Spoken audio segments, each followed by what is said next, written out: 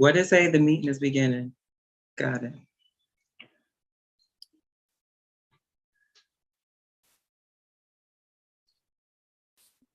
Are we live? You gotta let me know.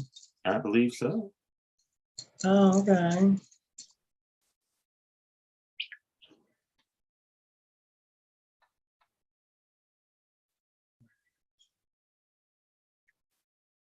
Are we live? Are we live? I don't know. I'm about to check it out.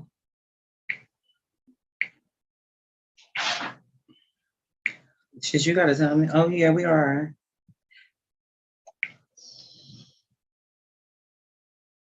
Are we live? Are we live? You gotta turn that down. I am.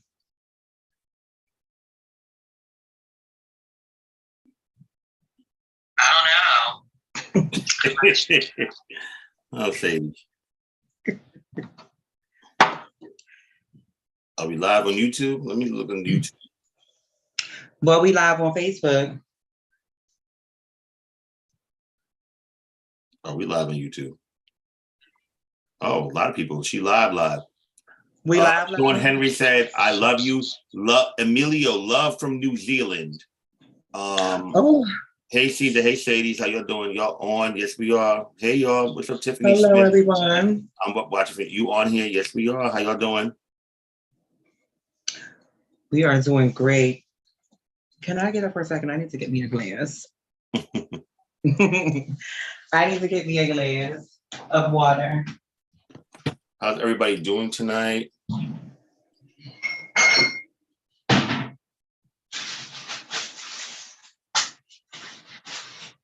Excited to be here.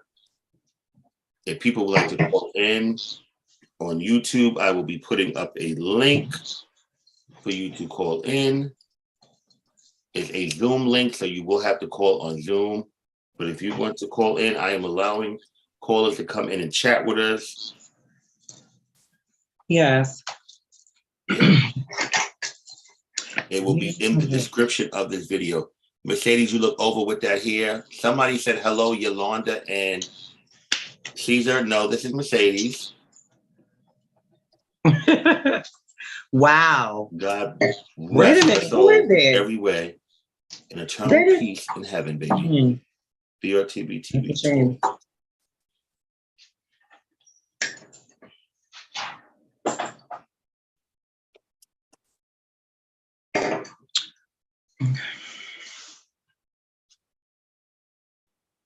What is up, everyone? Thank you, Auntie. Hello, Mika. Auntie Kevin. Can we say what's going on with her? How are you feeling? What is going on with you? You know, I'm always feeling great, even when I'm always feeling wonderful, honey. I can't hear you. You cannot? Oh, I hear you now. What did you say? I said, you know, I'm always feeling great, even when things is a little shaky. Well, what are you feeling shaky about right now? No, I ain't feeling shaky. I said, even when things are shaky, I still feel great.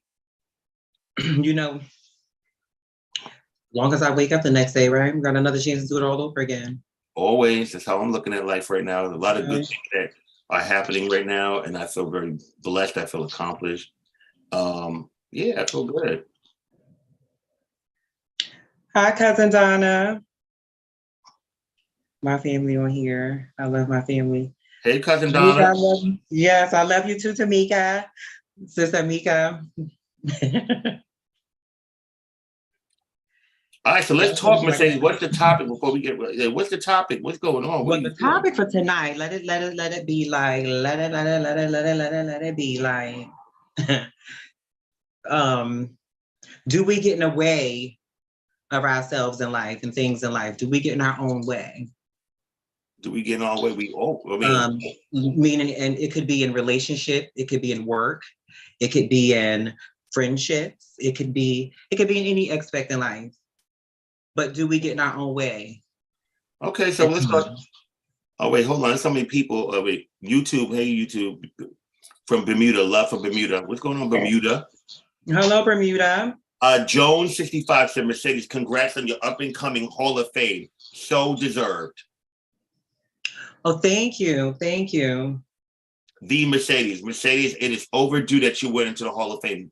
please, congratulations. I'm actually coming there to see you receive it. Okay. Tori J. Mercedes, hope you're doing well. Yes, my daughters, Mercedes and Mika, is both going into the Hall of Fame at the 28th annual Dorian Corey Awards. Okay, let's talk about that before we get into the topic of the night. Mercedes, how did you feel when you heard that you was coming up into the up and coming Hall of Fame? Well, since I haven't been out in a while, I don't think it really hit yet. I'm gonna be so honest. I don't think it hit yet. I think it might just hit that night. So y'all, if I start crying and stuff, y'all don't look at me like don't look at me like I'm crazy, but don't judge me or whatever. But it hasn't hit yet. It really hasn't set in yet because, like I said, I haven't been out in a while, and so I think it's going to probably be one of those things that shock me too once I'm there. My reaction, So we'll see. But I'm excited about it. I ain't even gonna feel all like that, like if it's past due and all that stuff. I guess they felt like, I don't know what they felt like. I don't know. I don't know. We shall leave that alone. Well, a lot of people saying, oh, that's sweet. The Genovia Landvin said, congratulations, you are beyond an inspiration. What's up to my daughter Godiva's on here. Rachel, what's up, Rachel? She said Mercedes, a lot of hearts. Tamika, I love you, sister. What's up, Kia? Jarabi said, hey y'all, love you, Jarabi. What's on, the people are on here. Anyway, thank you guys. I'm drinking water, y'all. I just like to drink it out of this type of glass. I'm drinking water, I promise. I want to plug in some things before we get to talking and to vibing. Hosting, as you know, throw a ball every year, President's Day weekend. This ball, I'm collaborating with the House of Alpha Omega. We are doing Anarchy. We are giving over $50,000. We are doing it with Google Arts and Culture, which we have a lot of great things coming up with them. I'm very proud. After the year that I've had, a lot of things have just been happening that unexpected. I'm very gracious and very grateful for. So I want to first say that. Myself and the icon Jason Supreme Montclair on Sunday night. The following night, we'll be throwing the 3rd annual BrtbTV TV Awards Ball. That's where we give out of the years and the Epitome Awards and honor special individuals in the community that have mastered their category. And we also will be giving out, having categories and giving out cash at night. We are giving a total of $50,000 that weekend, $10,000 with the house with the most trophies and points. $10,000 to the house with the most trophies and points. It is going to be $5,000 on All-American Runway. I am very much looking forward to that. Mercedes, me and you talked about little things, but you see them. People have been turning American Runway. Yes, they have. They've been turning. We have a caller in. Let me accept the first caller. We have the first caller calling in live. Who is this? But you must show your face. We must see you. Oh, they must. Yeah, if you up on here, we must see your face. Yeah, we must see you. We want to be interacting with you, not with a picture or anything. Okay, so we're going to give you a moment to get it together. But back to it, $5,000 Butch Queen. Oh, they hung up. They got $5,000 Butch Queen All-American Runway. $10,000 Butch Queen face in all red. All red. I will be releasing the list. I will be releasing the rules. I will tell you this much. It will be a list. For the people not on the list, will have to pay a $200 entrance fee to come in battle.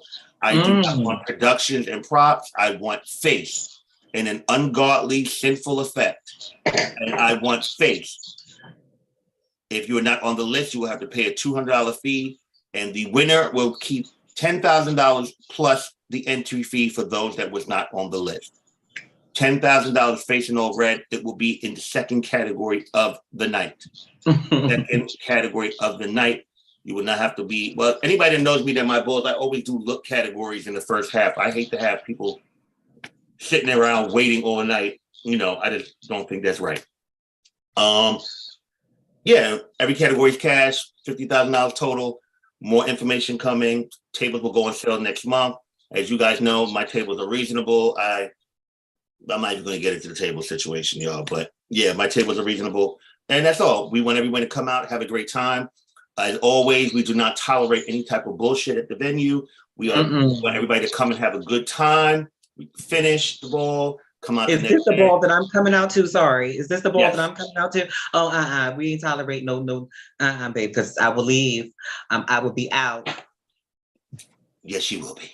I will be out. We know what you give, girl. Okay. Everybody come out and have a great time. That's it. Okay. And show off. Feel it. Hashtag feel it. Hold on. Hashtag feel it, y'all. Hashtag feel it. Okay, before we start talking about getting in our own way, yes, let that sink in, because like we just came at them with that. Let that sink in, let it resonate so they can think about it. You are a Femme Queen performance icon, Mercedes. Well-deserved for Mika and Mercedes. Overdue. Mercedes, you are still bad as fuck. Yes, I'm the founder of Alpha Omega. Yes, I am. How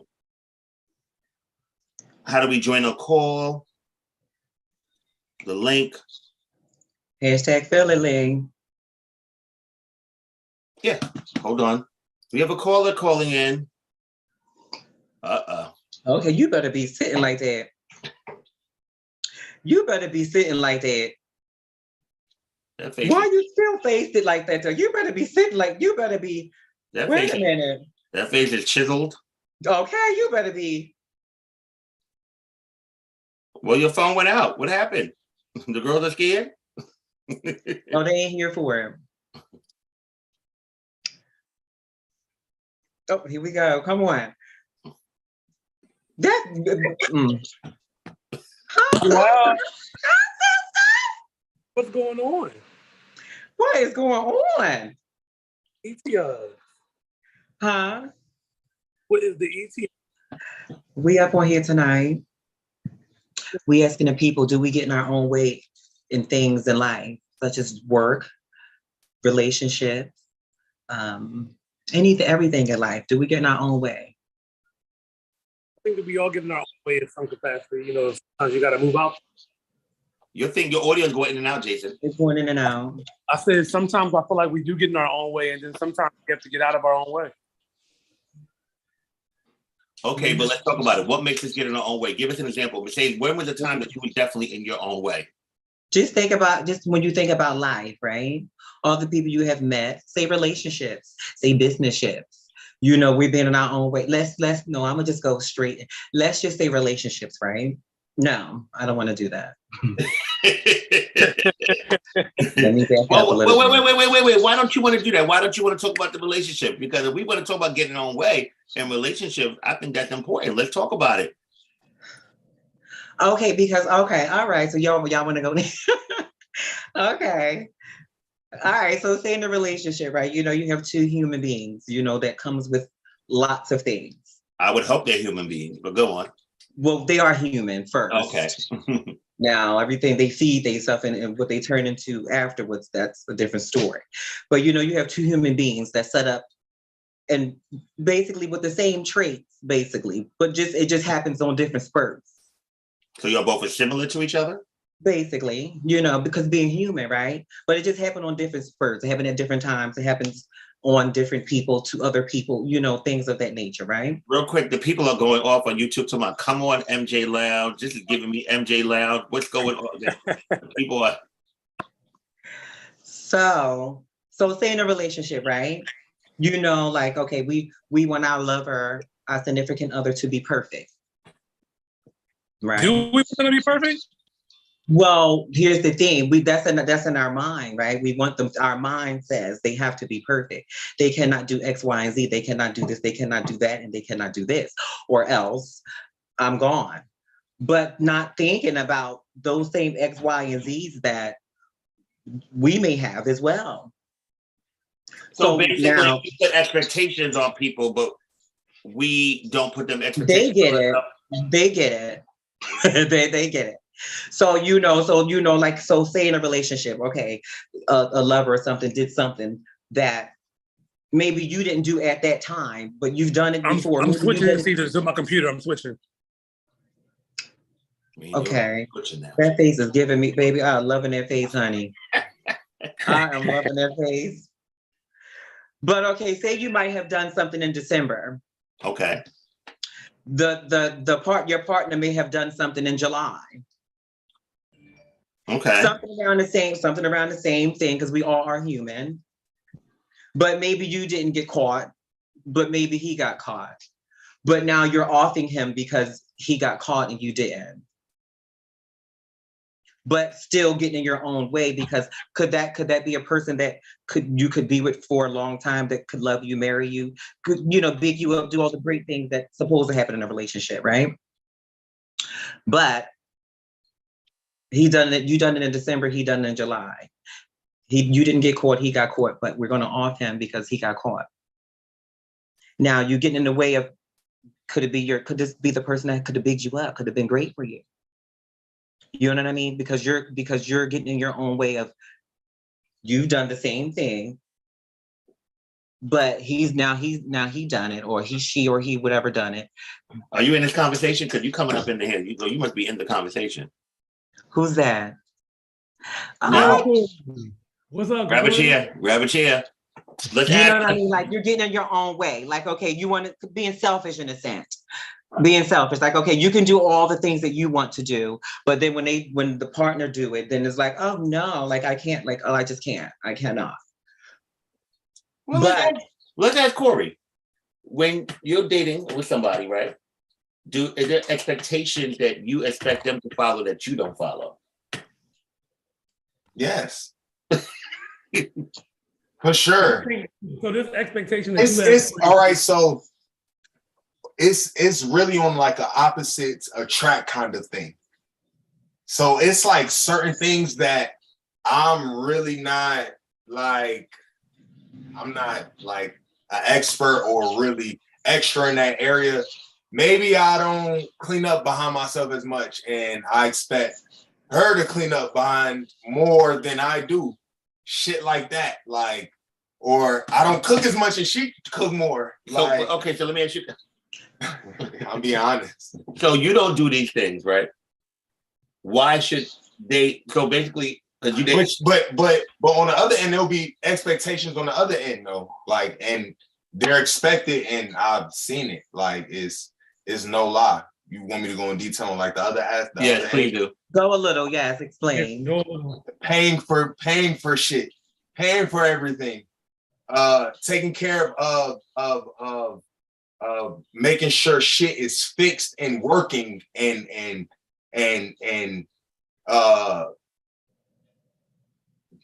shit that revolves more around finances, honestly. So as long as you're paying for everything. No, it's not as long. No, I'm just making sure. I want to get this right. Not as long.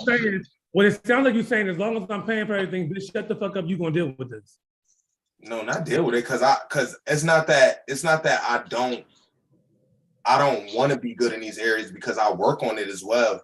It's just that due to the fact that everything all right, so in reality, when everything is being taken care of in that aspect, somebody's working more than the other person. So to lighten the load on certain shit, it is good to be able to like help out with like other areas in the house that you might not have as much time because you're actually working. You get what I'm saying? So it's a one hand help the other type of thing versus like shut the fuck up and accept it, because at the end of the day, you don't abuse it and just drop shit on the floor and don't. It happens. So Corey, like, let's say in that situation, let's add something to the pot, right? That you're a provider, you're taking care of, you're working, you're doing these things, and you have a minor indiscretion. Is that okay because you're the one that's doing everything? What's a minor indiscretion? Yeah, say that. Give us an explain it to the people. Like Mercedes was just saying, you step out and you just don't get caught, but you're stepping out. And then in stepping out, you're stepping out because you're like, well, look, I'm taking care of home anyway. I can have a little fun on the side. That's not right. Okay. Morally, that's not right. Okay. Morally. Okay. Morally. Well, I was about to break the difference there, morally and whatever. What all right. So immorally, people will feel like because you are doing that, but because you're taking care of everything, you might have a right to, but you're not taking care of everything if somebody else is cleaning the house and making the food and taking care of everything. So you're really just covering the end of finances, but finances is half of a whole of a relationship. So it takes finances, and then it takes mental stability as well. So it's like mental stability is not cheating. You get what I'm saying? Do you think that there is any exceptions for cheating?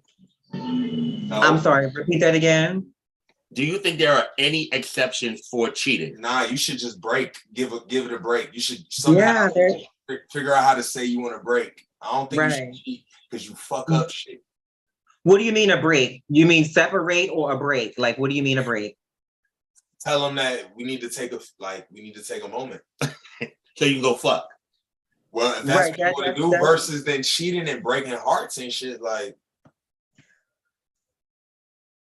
take a break. You can't never hold it against you if it was a break. Shit.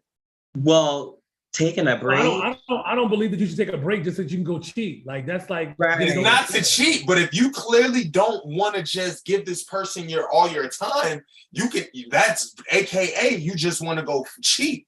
Well, so then you leave. You don't take a break. You just leave and keep gone. Be gone. Keep it moving. If you're sure you want to be done. Well, that's what you need to be sure of before you tell the person if you want to take a break, because the break. That's why it's called a break, because you're not sure. That is selfish. So let me ask you a question. If you take a break, and they agree. If y'all in a relationship, let's say you're in a long-term relationship and we talk about a break, right? And during that break, both individuals decide to have fun, fuck someone else, and come back. And come back. Can you hold against to that? Can you feel a way to whatever happened on that break?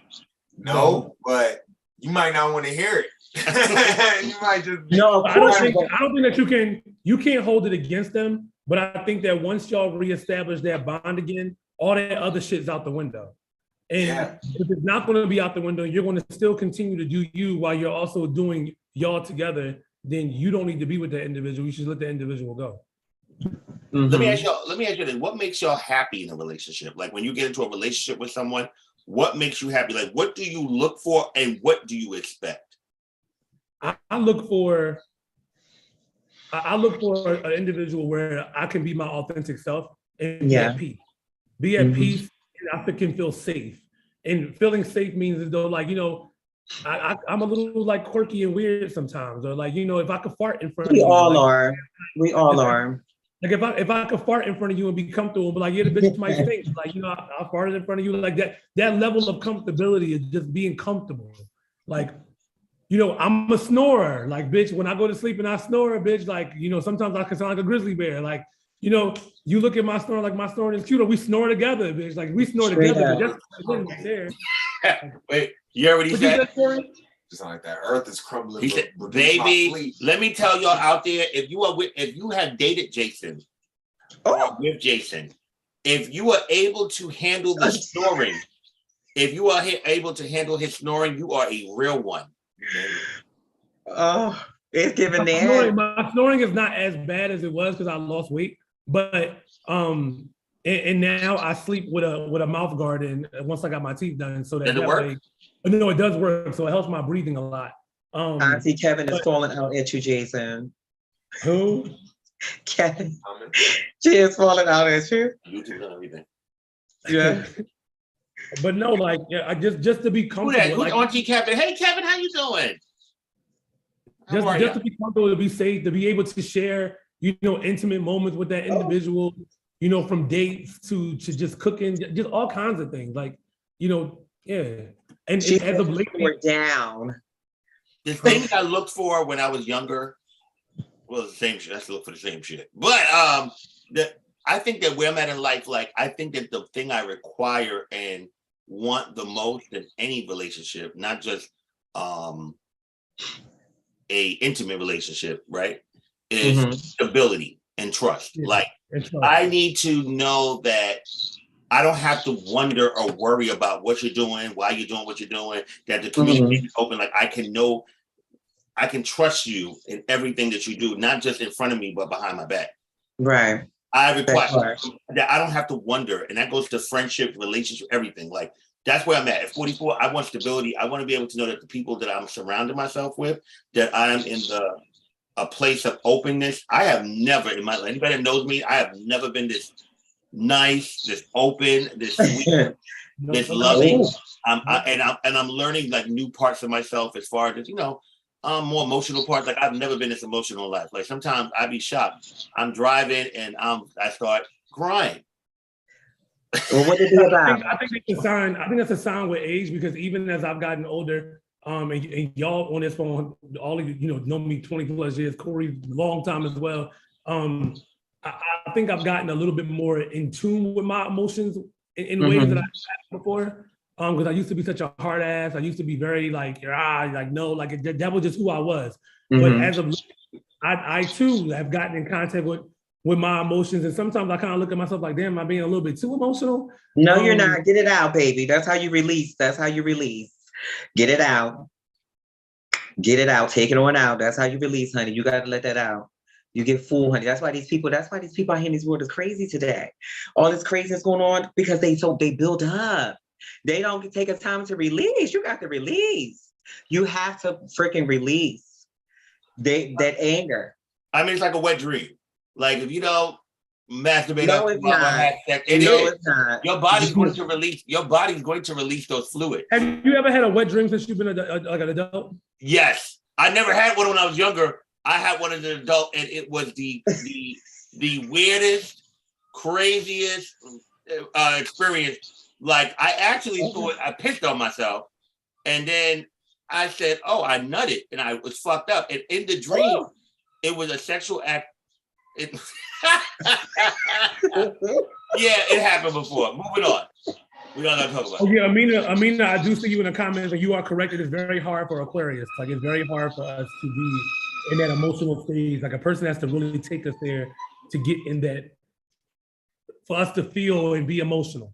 You're vulnerable in things. Honey, find an easier way to get there and let it out. What makes it easier for you to be vulnerable? When you mentally stimulate me and I know that I can trust you. I'm really big on mental stimulation. Like I have to be mentally stimulated. Like I think you stimulating me mentally also equates to me being able to perform sexually as well. Because if I'm not mentally stimulated, then I'm not going to be able to, we're not connected. We're just not connected. That part. That part, that's correct. So these people are sitting up here, so you think they really getting mentally connected with people out here before they sexing them? I mean, no. I mean, let's be honest with you, hell fucking no. I mean, we're in an era of the world with everything is. They on go, honey. They on go super fast. They on go. I mean, supersonic light speeds. I mean, you gotta catch them all, bitch. Let's be honest. Like the eye, everything we know, everything has to be visually. Whether it's food, people, environment, we take all that stuff in with the eyes first. Am I right? Yeah. And when we take those things in, I don't care what nobody said. Everybody's like, yeah, it's some type of attraction. It's some type of. Well, hold on. Somebody's calling in. Okay, we got a caller. We have a caller. It's some type of attraction. It's some type of feeling that people have when they see people visually. And the physical attraction. Whoever's on here, show your face. I was about to callers. We're taking callers. Oh, okay.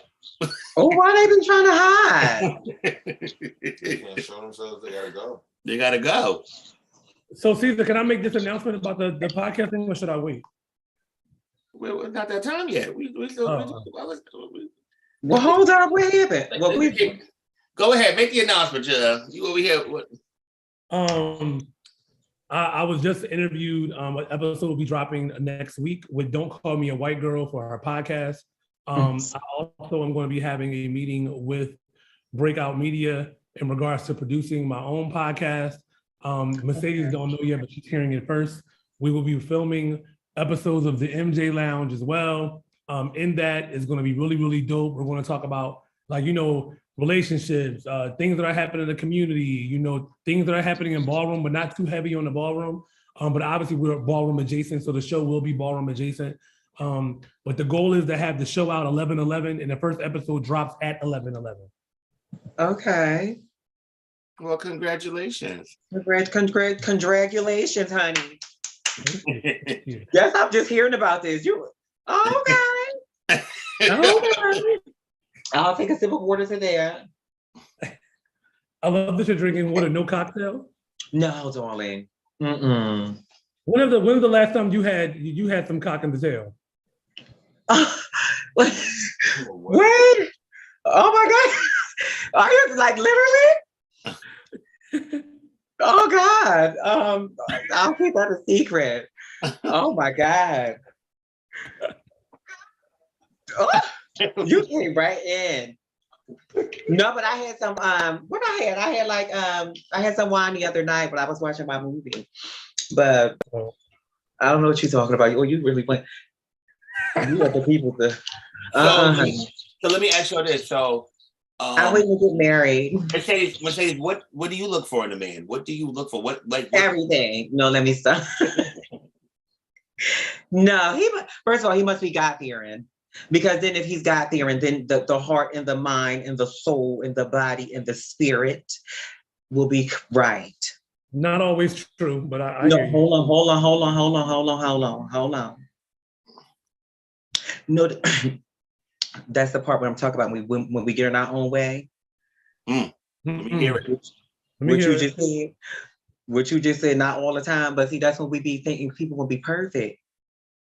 No, it's not about being perfect. But what I notice sometimes in my experiences is that people don't always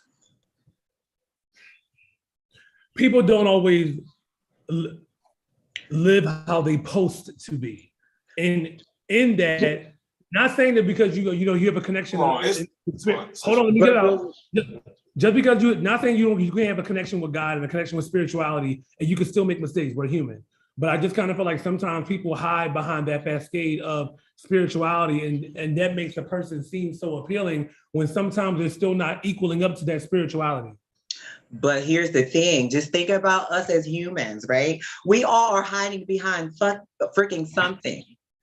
Whatever it might be, we all are hiding from something, whether it's big, small, whatever. So like pastors and things, people go crazy when pastors be human. That's their job description. That's when they go to work. They are there to deliver the word. But when they be human, people have an issue with that. But they're human at the same time. I think it depends on what the actual. For me, I got to challenge you on that.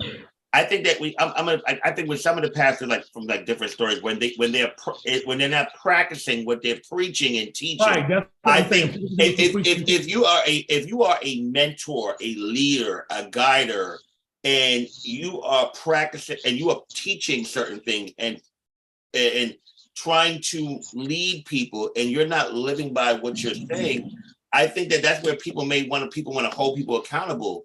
And if a pastor is running out here and he's in this, in his, church, and he is preaching, faithfulness and no infidelity and, being loyal and so many different things and no homosexuality, but they're running around here doing all the things they're preaching again. How can, it's a little bit more about being human. It's about the fact that people know you're a liar.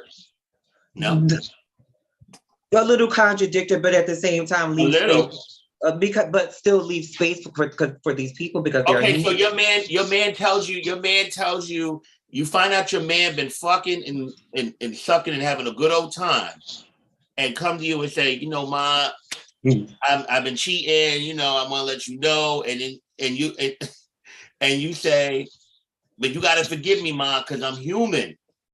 I'm fucking human. No, but that's I'm human, bro. So you got to remember, I'm human. So I got caught up in the flesh. I got caught up in the flesh in the moment. No, that's different. You don't mean nothing to me. I love you. I love you, boo. Because there is different angles in life, like different expected. So that's kind of different. Now that's a whole different type of thing. I'm talking about like, like I said, like honey, like people, the pastors have sex, they cuss, they drink beer, they drink wine, they what, you know, I don't know that they cuss, you know, what? But is that somebody that you feel like can lead you in worship? But why would you not? What? That's a human. That's what human do. That's what a human does. It's a human, but you were supposed to be living by what you're preaching. Yeah, but think about that. Like that's a job. That's a job description. That's a job title when they go to work. Listen, you got nurses. Okay, when we come home, honey, you don't know what we're doing at home. But when we go, when we're at work, baby, we are caring for people and doing it all. I think that some people, if you know you're in fact, like you are living a certain type of way, then you need to be careful of the energy and what you're teaching and putting out there, because it will come back to bite you. I think that in essence, yes, we're all human. We're all going to make mistakes. Nobody's perfect. And we're going to fall, and hopefully we can get back up and learn from it. It's all about learning from your mistakes and hopefully not repeating it. Right. And learning the lessons and taking the lessons and also paying it forward, like to teach other people about it. But I think that sometimes we're just not good judge of characters with certain people. Like we hope, like we are attracted to the flesh. We embrace that. And while we're in a relationship with some of these people and they run amok, we make excuses for them because they not even about living up to the expectation. They just didn't have a respect for us. Like, I don't want to get into this conversation. It's not the best time. No, right. No, really, right. I don't want to. I really don't want to. Here's the thing. So yes, he must be God-fearing. I love a man that loves God, that's connected to some type of spiritual realm. You know what I mean? I love a tall man. I love a tall man. I love he must be a provider. You know, where we can go 50-50 or he can go 60, or we can do 60-40. I kind of do believe in the 60-40 thing more so. The man 60-40, the woman. But why not 100-100? Because if you go up to 100, I was about to say, when it all boils down to it, it's going to be like more of 100-100, because there is no, the wife is, you know, she's worked, it depends what type of, now, this six-figure thing that people just throwing around and stuff, because I'm hearing that a lot. It's the six-figure men, you know, they don't want their women to work and things like that. They want them to be stay-at-home girlfriends and things like that. That part. But I always believe in Mercedes that it's a price to be paid to be kept. Say that again. It's a price to be paid to be kept. When you so what's that price to be paid with dealing with a six-figure man for a woman to be? What price is that? The price is you give that individual too much power. You're at the you don't have your own. I think in any relationship or anybody you're dealing with, no matter how much money they make, you should have your own. Because at the end of the day, anything can go wrong. And if you don't have your own, and he decides with his 6 figures to move on to some woman that has a 6 figure, he'll let the hype ride. So it's a price to be paid to be kept. Well, a lot of six-figure men don't like women that make their own money. Maybe in like a different day and age, but I think this day and age, you know, men like women as bosses. You know, they like their women that be boss ass bitches just like them, getting money just like them, because in that aspect we can grow together as one. We're equally yoked. You know what I'm saying? It's not just me taking care of everything and you down here. We could be balanced. Right. So that this way, let's say I take an L with the 6-figure income. I take an L. If I get fucked up, we all fucked up. Then what? Then you I think that people that actively look for people to take care of is about control issues, you know. Right. It's about controlling the relationship in some type of way. At the end of the day, I feel like when you do date somebody that's equally you know, close to as financial as you are, or responsible as you are, then you know you have more of a standing ground to deal with issues together. Come on, Kane, deal with issues together. Y'all gotta forgive me for a second. Y'all gotta give me for a second. Y'all know how it is. Y'all know. All right, baby, calm down. least they know. Y'all hear him. Pull out. Pull out. She got 3 Argentinian dogos, so y'all come on through if y'all feel that. All right, you I Kyle. think that even sometimes, even like me, for example, in some situations, I was the breadwinner. And in being the breadwinner and the person that's constantly taking care of stuff, like sometimes I get exhausted doing that. And like, it's okay to take me on a date. I'm not saying you got to spend $300 at a restaurant, but show some appreciation. Like, pick up the tab sometimes. If I pay the tab, pay the tip. Like, let it be a balance between the two. Like, if I'm taking care of everything and buying the groceries, put that shit away. Somebody's calling in. Oh, lucky. But what happened earlier? We have the up and coming legendary Ronaldo on here. How are you? Yo, blessings, peace, and love. What's going on? Oh, yes. Oh, glad. Yeah, blink for me. Blink for me. Yeah. And for those that want mink lashes, Ronaldo sells them. So make sure you reach out to him.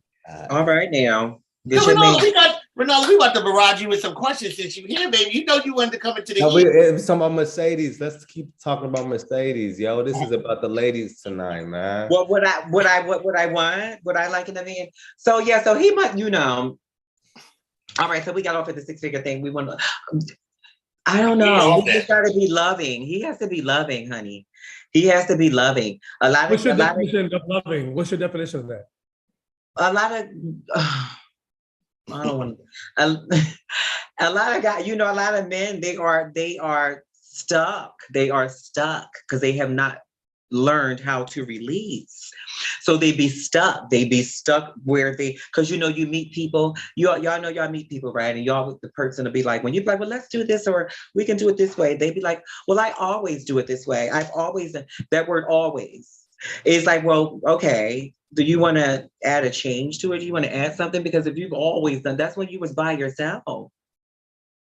And the key word was when you was by yourself. I do think that if you meet people and they have not been in a relationship or they're accustomed to things a certain type of way, they're not malleable enough that when you come together to want to change.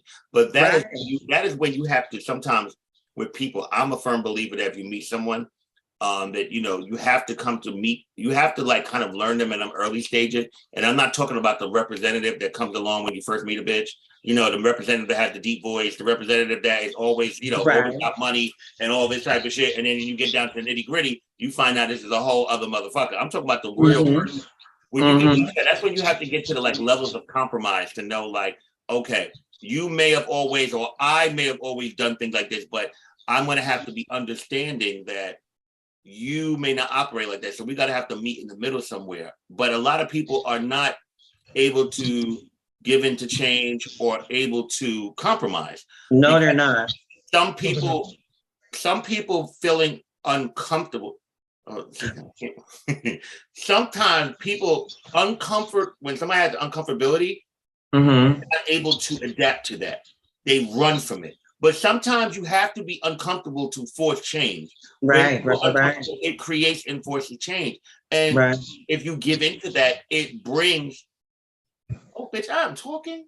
But it creates a different plateau for you. And it really depends on your maturity level. A lot of times we meet people, right? And going back again to attraction level. And we meet people and they're not even emotional mature enough to be in a relationship or even meet half of the expectations that we have. And we try to force change. You cannot force change because forcing change, they're never gonna meet it. Forcing change is temporary. Well, they be full. They be full. They be too full. They cup be too full. They cup to be too full. They don't have space for change. What do you mean? They cup be full. Like I said, it's about that releasing thing. You have to release from time to time. And like dating men, they don't release. So their cup be full. So they don't have space for change because they don't have space for change. It's full. So Corey, do you think that you change? Do you think you change? Do you think that you are able to adapt the situation, or are you stuck on things? No, I could adapt. I could definitely adapt. The question is all right, so adapt is it temporary? Right. I was going to say temporarily or permanently. I mean, it depends. It depends on the love. Like when y'all get in a relationship, do y'all have time limit? Do y'all have time? Like when you meet have a relationship and you want to, do y'all put like a time expiration date on it? Like, all right, bitch, I know I'm gonna be in this relationship for a year and a half. No, but permanently means while like, you're I'm just saying, with the situation. Adapting. But I think that when you meet somebody, right, and y'all connect, y'all are at one place. In any relationship, friendship, love life, whatever, business, y'all are going to change as time progresses. And as y'all change, you have to keep relearning the individual. And sometimes in them changing, you need to disconnect if it's no longer, the change is no longer aligning with each other. Mm-hmm. Nobody's going to stay the same all the time. No relationship is going to be perfect. You're going to have ups and downs, highs and lows. But if the person is not changing as you're changing and you're changing as they're changing, and it's constant change, then it's not a relationship. The relationship is not going to grow. But they could be changing as well, but it's just not changing y'all not changing in the same direction. Right. Right. So therefore you disconnect. You know, so it's like, you know, sometimes, you know, even growing together, you know, sometimes in changing, both individuals can grow apart in other directions, or they may have a new path or journey that was not planned. That is very true. But Ronaldo, what do you look for in a partner? What do you look for? Integrity. You got to believe in something. Like you got to believe, and if not something, you got to believe in yourself. That's really important for me. Also, you got to believe. You got to have some type of faith. I think for me, I'm a spiritual man, so I pray, I meditate. That is very important to me. You got to have a sense of self. I don't like no followers, so like you got to be very confident within yourself. So those are some things, and you got to be a love, like your heart. I like a good person. Like you got to be a really, really good person with a nice heart. I look at how you treat your family. I look at how you talk to your friends, stuff like that. So that's important for me. So you want a sweetheart?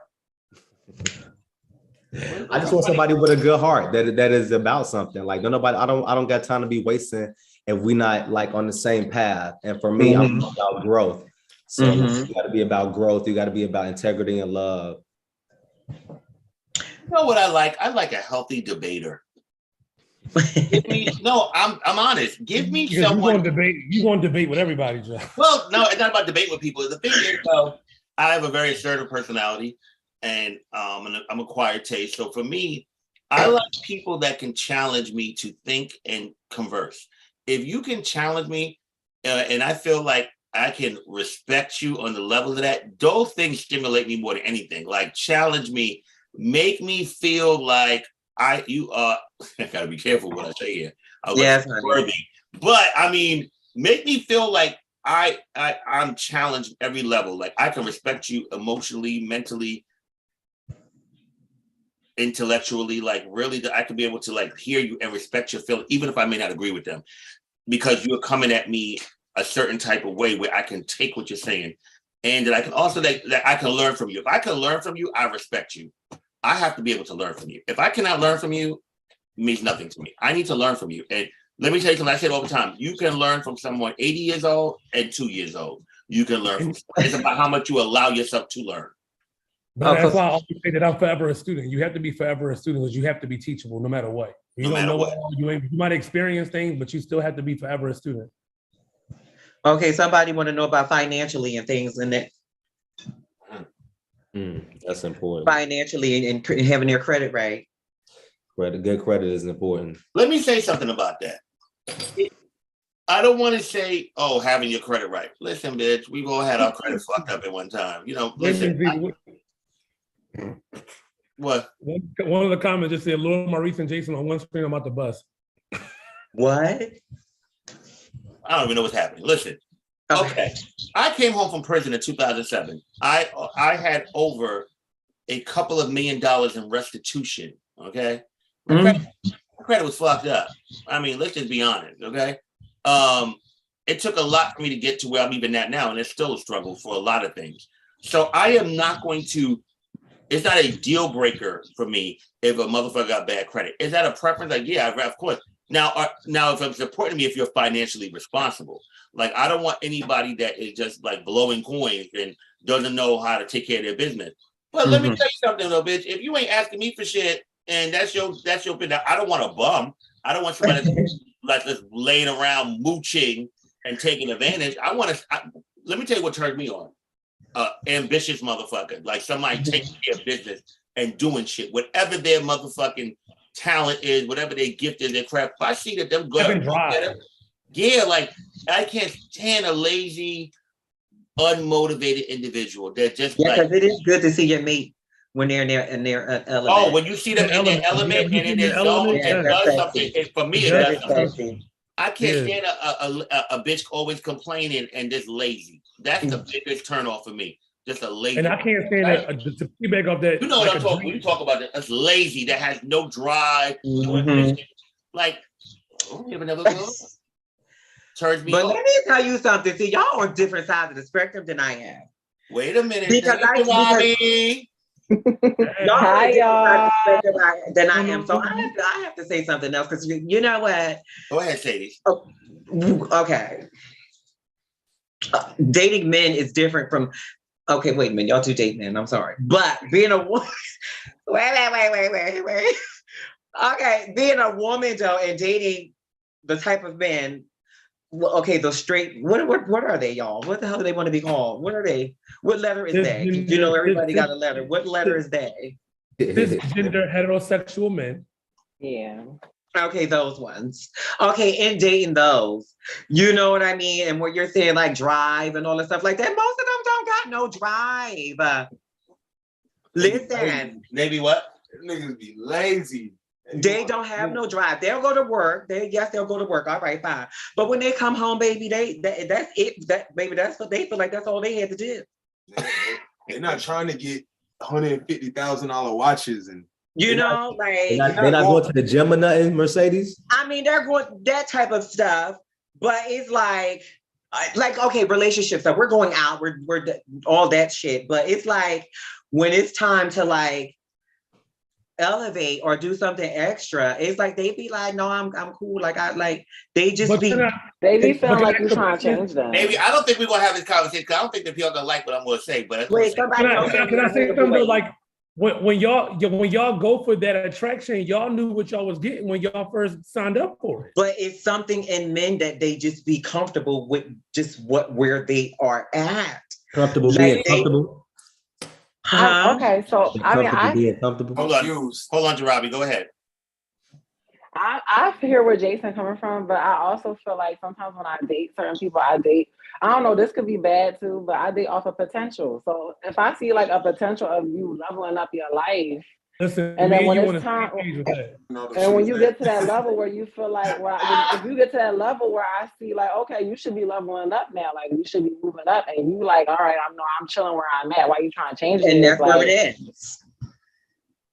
Well, I'm gonna say something about that. I think there's such a shortage of men out here. It is. When women get these men, I'm gonna keep it a beam. They get these men, right? They be sometimes so happy to have one. They put up with the most ridiculous shit because I mean, they gonna listen. They paying all the bills. They giving them money to take them out on a date. Where they at? Yeah, I mean, it's so much. Where they at? Where they paying all the bills at? Yeah, I'm telling you, a lot of them. I feel like women deal with a lot of shit just to have a man. Honey. And you got to teach people how to treat you. And I'm sorry, a lot of these niggas out here are bums. And they don't care. And they are perfectly fine living off someone because a lot of our women allow that. Listen, they don't care, honey. You could be the baddest, the ugliest. It do not matter. It doesn't matter to them. Okay, so let's get to it. Mercedes, have you taken care of a man before? Jarabi, have you taken care of a man before? Of course I've taken care of one of my men before, honey. If they lost a job or something, of course. Okay. Of course. That's what women do. See, that's the difference between. It's like that's what women do. We're here to hold you down, baby. We're here to hold you down and grow you. All those things. They now on the other. But I definitely make it known that walking into the situation, I'm not about to be taking care of you, so don't think that. But I definitely, if I rock with you and I ride for you, I'm gonna hold you down. You need a couple $100 right here, okay? Because I know you'll do the same for me if I was down. But I'm definitely not walking into it with letting you think that's how it's gonna happen. Like no. It's I'm definitely with the Spectacular 60-40, night. like the 60-40 rule. Wait. My girl just said that. You heard my girl. You heard my girl said that 60-40. 4 spectacular nights. Wait a minute. Is there a time limit though? Like, how long are you holding them down? If you're in a relationship, I mean, you know. But see, here's the thing: they don't. If they dealing with a right woman, honey, they're not gonna be down for too long, babe, because she gonna make ways where they ain't gonna be down for too long. He gonna be somewhere. She gonna make sure that he's somewhere. Because you know, once that time limit kind of go out, you know, food is getting prepared, you know, maybe once a week. You know, I mean, I'm not doing as much now because you're playing with me. You need to be stepping it up. You've been out of it for too long. You said once a week to Robbie? Yes, hold on, y'all. Fuck Trump. Who are you? We can't see you. I'm gonna have to disconnect, my love. Who are you? Yeah, and I can't see all these people. I can't even see Jarabi. I can't even see Jarabi. Wait a minute. What was I saying? Yes. What were you saying? Say that again. Oh, I was saying, yeah, like, you know how, like, all right, so when you're holding them down, you know, you're paying, you're cooking, you're cleaning, you're doing everything. Your audio, your audio is funny. Okay, let me turn this off. You hear me now? A little better. You hear me now? We hear you. Okay. I was saying, like, yeah, like, you know, when you first start holding them down in the beginning, like, they have, of course, there's a time period, like, you're not about to keep going months and months and months, and I can see the progress, like, you know, you can see the progress of somebody is going out trying to find a job. Wait, hold on, who that, Mariah? Is that Mariah from back in the day? Yeah, hi, I'm sorry, y'all. How you doing, Caesar? Hey, everybody, I ain't mean to distract. Oh, I can't see the people. Good evening. What up, Mariah? How you doing? How you doing? Good evening. I'm sorry, I ain't mean to interrupt. You call it in. What you Since got I'm here. What this your what? Well, no, I said, look, I didn't know I had to come on video. I've been on Zoom all day. How y'all doing?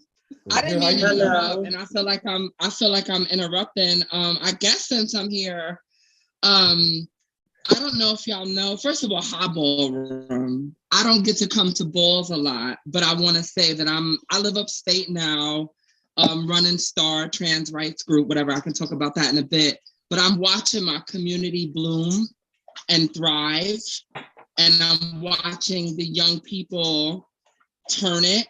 And I'm an Ebony. I'm glad you said from back in the day. Yes, Miss Thing Octavia made me an Ebony when she was overall mother for like a day.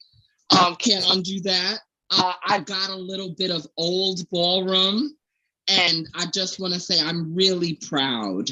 I do want to say, though, in terms of work, because I have been Zooming all day and I might as well, I will put info in the comments. Again, I don't want to take time away from what y'all were talking about, but my organization has filed a really important lawsuit to stop construction in the West Village.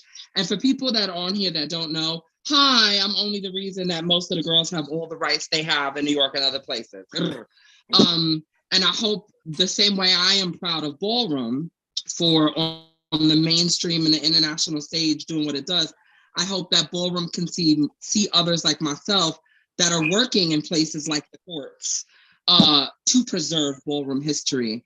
And so the reason I want to bring this up is I really don't know what all Ballroom can do to support, meaning, you know, this is a really complicated legal issue around permits and the U.S. Corps of Army Engineers.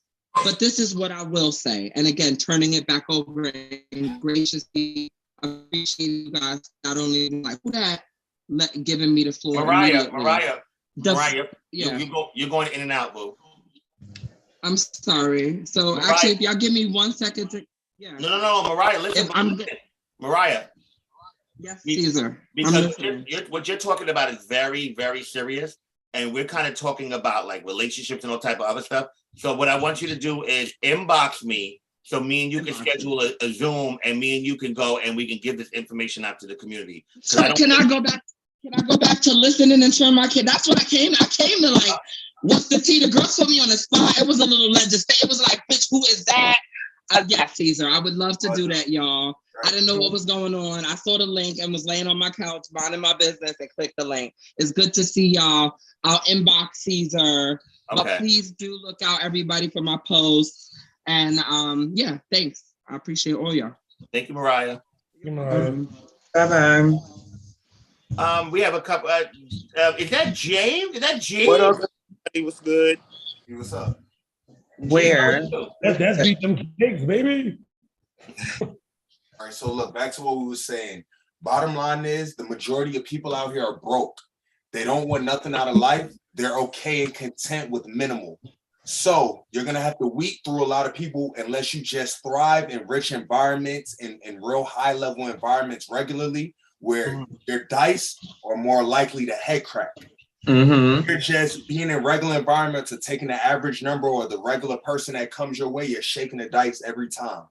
And most people don't have much out of life. Like it's a 1% for a reason. The other 99 is a little shaky. It's a lot of people that are not responsible, that are not financially stable, that are not. It's a lot of building up and teamwork and working on yourself that applies to all of us and everybody else. So it's like. But at what point can we stop dealing with Bobby? I mean, with Bob the Builder and have Bobby the Builder? I don't think that ever stops because everybody can always learn more. That's like learning where you can always add more to who you are, to what you are, and to your going back to building something in their brain. Whether you're always building something. No, I hear you. You use the word building, but you're always advancing them, or teaching them something, But when you're dealing with a piece of trade, or like one of those guys that y'all described, that's trained attracted, like why keep dealing with a Build-A-Bear when you need Bobby the Builder? I mean, how many people? Well, it's not that. I don't think that. Listen, they all still come in different ways, and I think us. I think the girls being the girls, and they. All right, let's shift a little bit. I need each of you to give me a deal breaker. What is one thing you just not having? If you're getting to know someone and they tell you something and you're like, oh no, I'm good. I can't deal with this. You don't have a job. Gee, well, girl, you don't want to talk about taking care of them and shit. I don't have a job. No, I mean, if you're in a relationship, you have to. I mean, all right, G. Things happen, child. You say if you lost your job, you want your man to be like, all right, bitch, you gotta go, girl. And they'd be like, damn, I done all this, I done worked all the way up this out of. I mean, honey, give me a week or something. No, I'm talking about. Okay, G. You're talking to someone early stages. Give me a deal breaker. You're like, oh no, I'm good. I'm not dealing with this. Well, I can't deal with liars. That part. So let me ask you a question. So first lie, you're out? I mean, it depends how big the lie is. But like, you don't be lying in the beginning stages. Like we still getting to know each other. You already lying, and it's all these games, and like I ain't got time for that. Okay, Jarabi, deal breaker. Okay, so hygiene is a big deal breaker. Like you come to see my girl know what she's talking hygiene. I thought you said hygiene. My girl knows what she's talking about. Y'all gotta listen because see, we be saying these things. We don't be wanting to say. We just say, just listen, because there's a pandemic going out there within that community. What you said, hygiene. Come on now. People are not like. Come on. I get irked when I go out on a date and a guy didn't have the nerve to put some gum in his mouth or something like that. Like you're talking to me so close and I smell bad breath. Like that's a problem for me. You smell black and miles and yeah, like I shouldn't have to smell that. Like, come on. There was one guy I dated before, right? And I did not know for the longest time that he smoked cigarettes because he was so good at covering that cigarette breath. I commend him for that. But once I found out, I was out the door because I don't do that. But, it's okay. So hygiene, deal breaker. Okay. Yeah, because a lot of guys don't think that they need to wash every day. I don't know. A lot of... Listen, it gets serious. Jarabi, come on. A lot of people betrayed. They feel like they don't really need to wash every day. A lot of men they don't feel like that. They just don't feel like that. Well, I know some girls that prefer to deal with butch queens because they say butch queens are very clean and they know like trade, like they got to deal with a lot of hygiene issues. I know girls that have told me that before. Honey, they feel like you're washing their melanin away if they wash up every day. They feel like if you're washing something. Girls like that. It's weird. During old times, we had more humans and Neanderthals. Ronaldo? Ronaldo, deal breaker? If I feel like you're trying to use me, like what you got over there? Okay, Jason, deal breaker.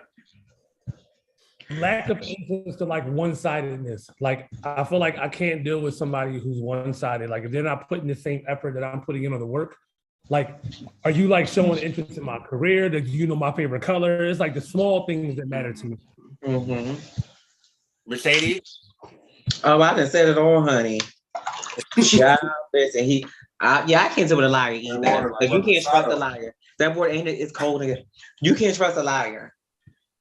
My deal breaker is if you A cheater. I don't like a cheater. I think a what? I think a cheater's that's just it for me. What you say, SR?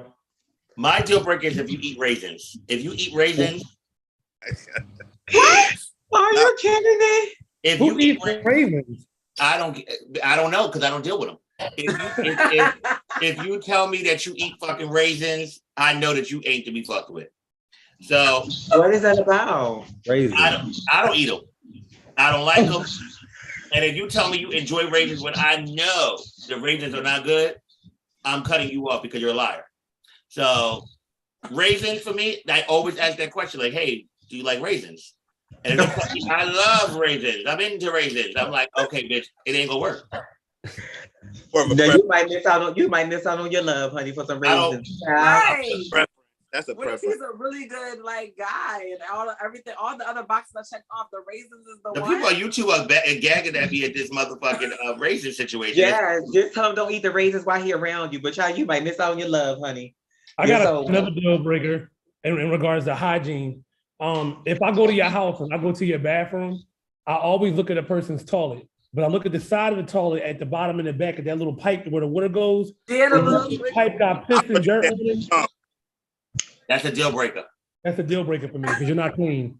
That means you just spot clean. You're not really clean because that toilet should look like that. Too much, baby. Y'all are too much. Y'all gotta be single for fucking forever. Y'all gotta be single for fucking forever. Y'all are too fucking much. Help him clean the toilet. Okay. Can you deal with quick coming? How quick is quick go? Quick coming. 2 minutes. 2 minutes, literally? Seriously? No, that's not. Wait. Okay, is this including foreplay or is this just like the booty? All right. As soon as you start doing the do, soon as like the dick goes in, boom, boom, boom. But what if he got excited? He might have been excited. He might have got excited the first time. That's what Corey just said. Corey said excitement. Okay. Yes, okay. Let me do this. Anticipation. I'm going to high anticipation. Like, oh, you wanted that shit. So let's say you dealing with them and you having sex in 2 minutes, nut. Boop, splash out. That can't happen every time though. No, it's impossible to happen back to back. Now, are you expecting? Are you like? Let's say it was high anticipation. You're like, oh, okay, that was good. Okay, bitch. Are you expecting them to be able to amp right back up? Like, okay, bitch. Like, oh, the night is done after that. Yeah, night is done. Like, bitch, nut. I'm laying down, bitch. We done. I'm out of here.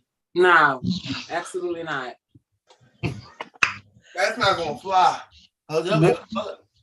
Okay, well, honey, you got to know where you lay it in that department. I know I'm a very exciting woman when it comes to in there. So I do give space for that first, because it might happen fast because they do get excited, honey, when they finally get to take a ride. They do. So that first one is like, okay. 2 minutes. Wait. Will Hayes, hello, can we see you? Or are you playing? Are you doing drugs? Are you doing drugs? Are you doing drugs? Are you doing drugs? Are you doing drugs? Are you doing drugs? Get that out of here. In one chop. Get that toxicity out of here. And I just blocked you, Will, on Zoom. I just blocked you. You tried it. You over there doing la la la la la la la la la. They don't even sound good. Okay, so wait a minute. Okay, so you're saying you could that thing so good they just going just nut. They be excited. They be excited the first time. They do. That too. What do you mean girls use guys? What you mean? I've been you. Bitch, you just been used for everything, honey. Money, dick, everything. But I haven't been used for money, but I have been used like that, where it's been 2 minutes on the other end, and it was like, all right, she done got 2 in like 2 minutes. She was good. And she was good. Oh, well. And it was time for me to go. I'm like, huh? Like, wait, so you saying the she came in 2 minutes in the bathroom, she got 2 of them out. I got nothing. And I don't know. But if it's in the bathroom, that sounds like a quickie anyway. It was. It's a quickie. That's like 5 minutes max. So do y'all feel like? So do y'all? She still got. Wait a minute. So do y'all feel like every time you have sex, you're supposed to come? No. I was about to say no, but quickies are important in relationships, though. No, but you should definitely feel satisfied. Some quickies aren't really satisfying. Some quickies aren't really satisfying. Some quickies just be what it is. It'd be the hype of the. When I say satisfied, it'd be the hype of the experience. Like coming to me, satisfied means like I just felt like it felt good. Like okay, that was good. I felt good. I got what I need. I didn't come, but that was good enough. It'd be the hype of the experience of where it's happening at. Like it just be the hype of the. Yeah. You what? Like y'all enjoyed each other. Nah, yeah. You said you want to finish? I want to finish. So every time you got a nut. I want to. The only thing that's hard is, to be honest with y'all, the only thing that's hard for me is one side nut, you better nut before I do. Because it's a rarity that after the fact, I'm be like, all right. You selfish. I'm just playing. It's not being selfish. I mean, I'm gonna finish the job, but at the same time, it's like, I can't stand, and we've been doing foreplay, it been some penetration, all that shit. And then you blow me up, and now I'm getting ready to explode. You should be exploding when I explode, because bitch, once I explode, I'm gonna give you a little bit more afterwards, but bitch, don't take too long. Don't take too long. So basically, it needs to be mutual. Yeah, it gotta be mutual. But I kind of feel like to me, when you're about to,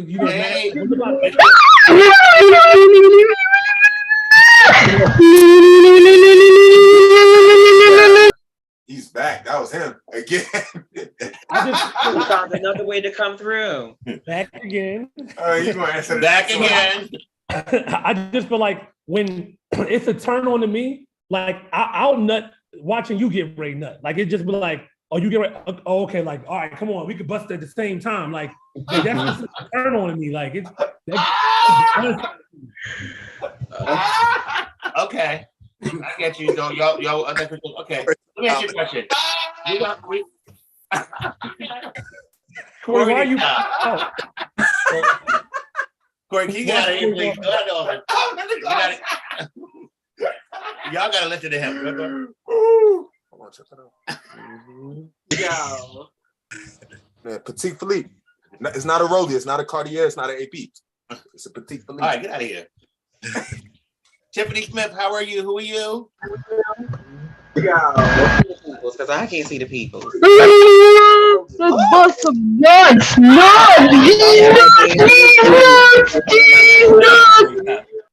He came back. How are they getting these accounts? Tiffany Smith has messed it up for the rest of you guys. Nobody else can call in now. So thank you, her. Dana White. Dana White. Tiffany, to answer your question in the comments, I wouldn't say I'm a freak, but I'm not above it neither. Well, I guess you could be. I'm a little freaky depending on who I'm with.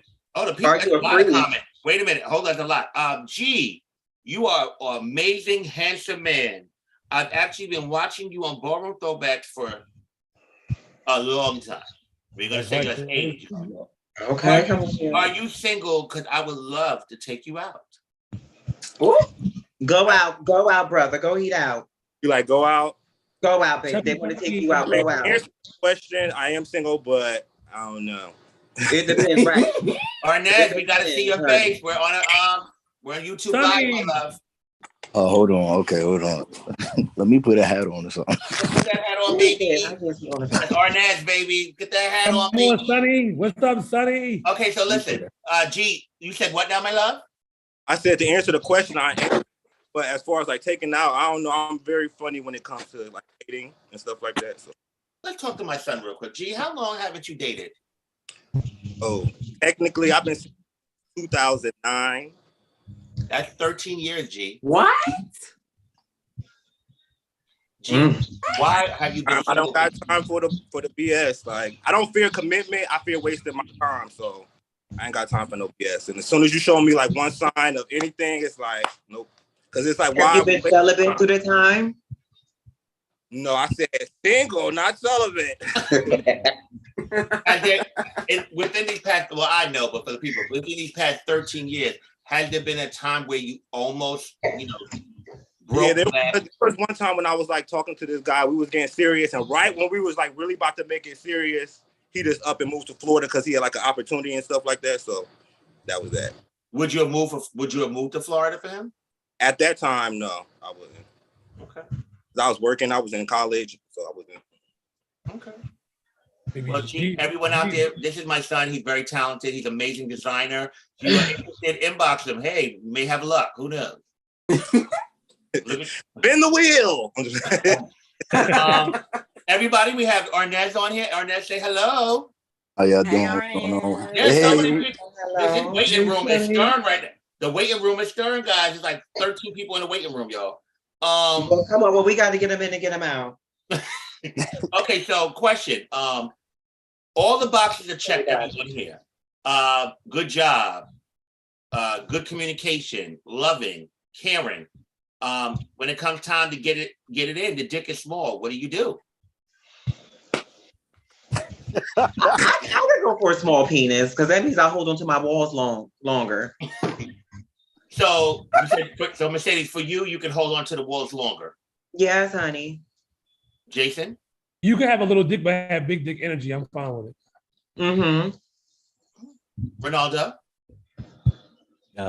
Yeah, little dicks. I'm not really interested in dicks, so I'm like, that doesn't matter to me. Okay, you like pussy. Okay, got you. You want pussy. Okay. Listen, Jarabi. No. You said no? You're good. James? I agree with what Jason said, pretty much. Arnez? What do you consider little? What is little to you?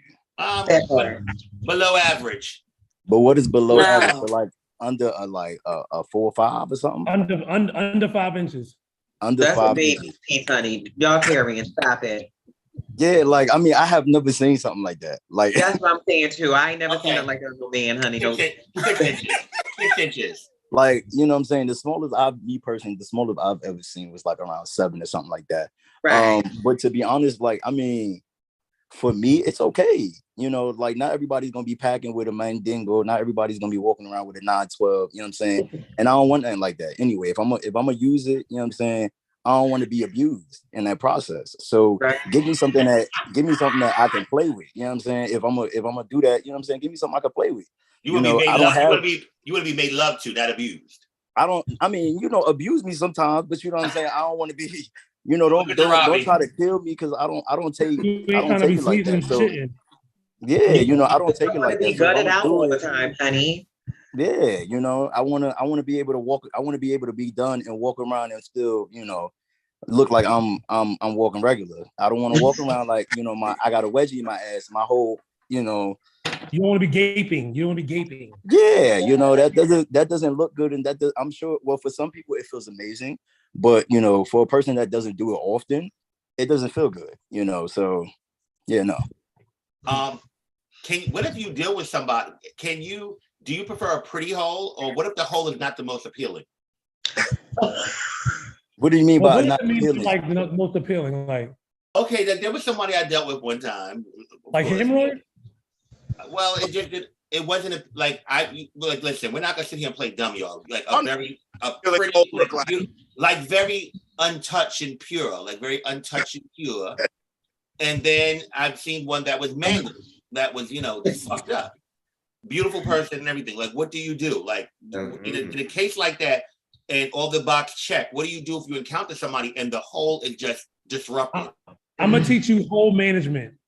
I can't. You know, anal bleaching. I'm gonna show you how to go get waxing correctly. If you got hemorrhoids, we're gonna give you some suppositories, get you some neuroforms, so that you know that it always smells like flowers. If you guys don't know what neuroforms, Google it. Where are these products at, baby? What the people You can get neuroform. You can get neuroforms from like CVS or like Walgreens. Neuroforms are really suppositories for vaginals, but you can put them in your butt, and that way it kind of like cleans, it irrigates the hole, it keeps it nice and clean and floral. But what is that going to do for a wore out hole, though? I just said it. I said hole. I said hole. Wait, see, how about that? You mean as far as they ain't got no walls? The whole entrance. The entrance. Because I wanted to know too. This thing that you just said, it don't sound like it's going to cure a hole. It just that's what I'm saying. Like, what is it going to do for the wore out hole? The entrance of the hole. He said the look of the. Like, when I say hole management, it's about changing the appearance and the texture, temperature, and tone of the hole. So there's products out here on the market that can help you, you know, change the texture, temperature, and tone of your hole. It's about, you know, hole management. Tell them. You gotta have a nice hole. This sounds like a whole business, whole management, bitch. Tell them. It's somebody out there, as a few of them, they might to me if you want your whole to be managed. I mean, get right managed. You know what I'm saying. Okay. Ronaldo. Montclair, you know what, bitch? Montclair Hole Repair Center. Ronaldo, pretty hole, or what do you do if the hole is not up to par? Like, how do you handle that? Do you just still continue, or what do you do? Nah. I like a pretty hole because I like to eat. Like, you know, so I'm not really. And if it's not, I'm just gonna have to dead it. It's gonna have to, hey, bro, I gotta go. Hold on, somebody said on YouTube, y'all, to Ronaldo, it must be a time with Tupac. They said, baby, it must be a time with Tupac. They want a good time with Tupac. You will be good in the sequel. You will be good in the sequel. He would. You do look like Tupac. Thank you, Mercedes. You know this girl? I listen to Tupac, child, but you do look like Tupac. Okay. No, okay. Do you all think that you have to eat? The eating a requirement? Do you expect that from someone? No. I don't like it. You don't do that to everybody. Everybody don't get that. But you like it done to you? Like you have to have it done to you? I mean, it does help the process, but you know, you just can't go around just doing that to everybody. But it do help the process, to be honest. Yes, it does. Well, what does it do? I mean, it just loosens things up, gets you ready, honey, prepares you. Yeah. Prepares you. It prepares you for little rise. Yeah, it relaxes you and things and all of that. It feels wonderful. They know when I was younger, eating my hole used to tickle. I'd be like, what are you doing? Like, it just didn't feel right. But I mean, as I got older, I got, more accustomed to it. But you were still a little girl, like, you didn't understand. Yeah, I understand that. It was like, what are you doing? It's tickling. You said what? It always felt like worms, like just worms. Like, y'all know that's just horrible. It felt like worms. How do you know what worms feel like in the hole? That's what I picture, like raisins. I don't like fucking raisins, and don't come at me and tell me like raisins. That's real shit. Oh. Or now somebody on here, me, said you look like you eat the hell out of pussy. Do you? I love eat pussy. I love to eat ass. So I mean, I eat it all. We got all the bisexual men on here tonight. Okay. G, what about you? I can't do no mango hole. I can't. Girl. Okay, so Mercedes and Jarabi, what about a man? Would you eat their butt? I don't do that. I don't. So you said you don't. But so why is it okay? You require that, but no, because see, it's different. Yeah, I don't think. We wash up every day. Our hygiene is more on point. So maybe the men that I attract wouldn't necessarily want that anyway. Right, that part too. Something that really comes across my mind. But before you stick it, you have to lick it if you're coming over here. But what if they want to try something new? And it was like, yo, Ma, and you just get up and as you rolling over, they just put their butt on your face. What do you do? No, they not. No, they not. Yo, what? Like, I'm talking about you in the bed and they like, yo, lick my butt. And they just put their butt right in your face. No, they not. No, they not. I ain't never seen nothing like that, see. We will be fighting. No, they not. Listen, y'all over here, y'all can play the role. Sade, you on here low riding, girl. You better call back, girl. You low riding, girl. Back in the waiting room when you ready. Oh.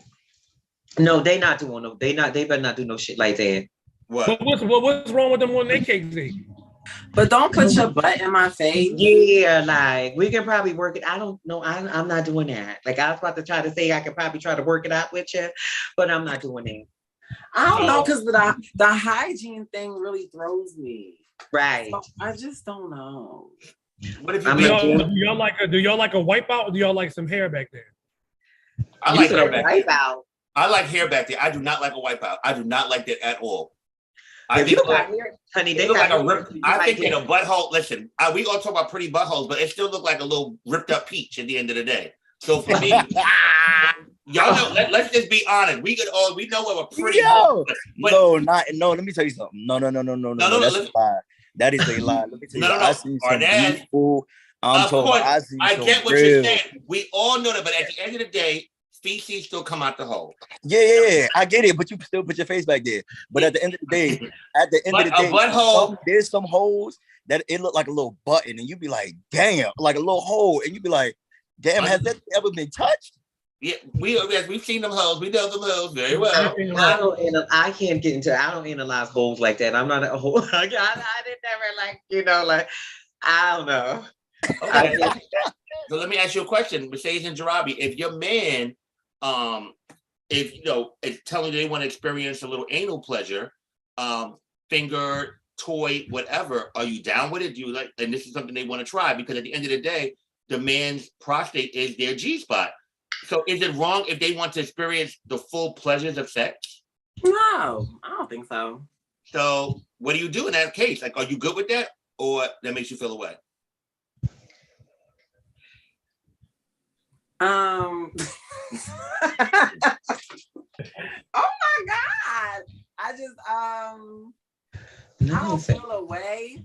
I probably would feel away right away, and then I would have to really think about certain things, you know what I mean? Like things that they have accepted, things that I accept. So I guess I would be okay. I would warm up to the idea of it.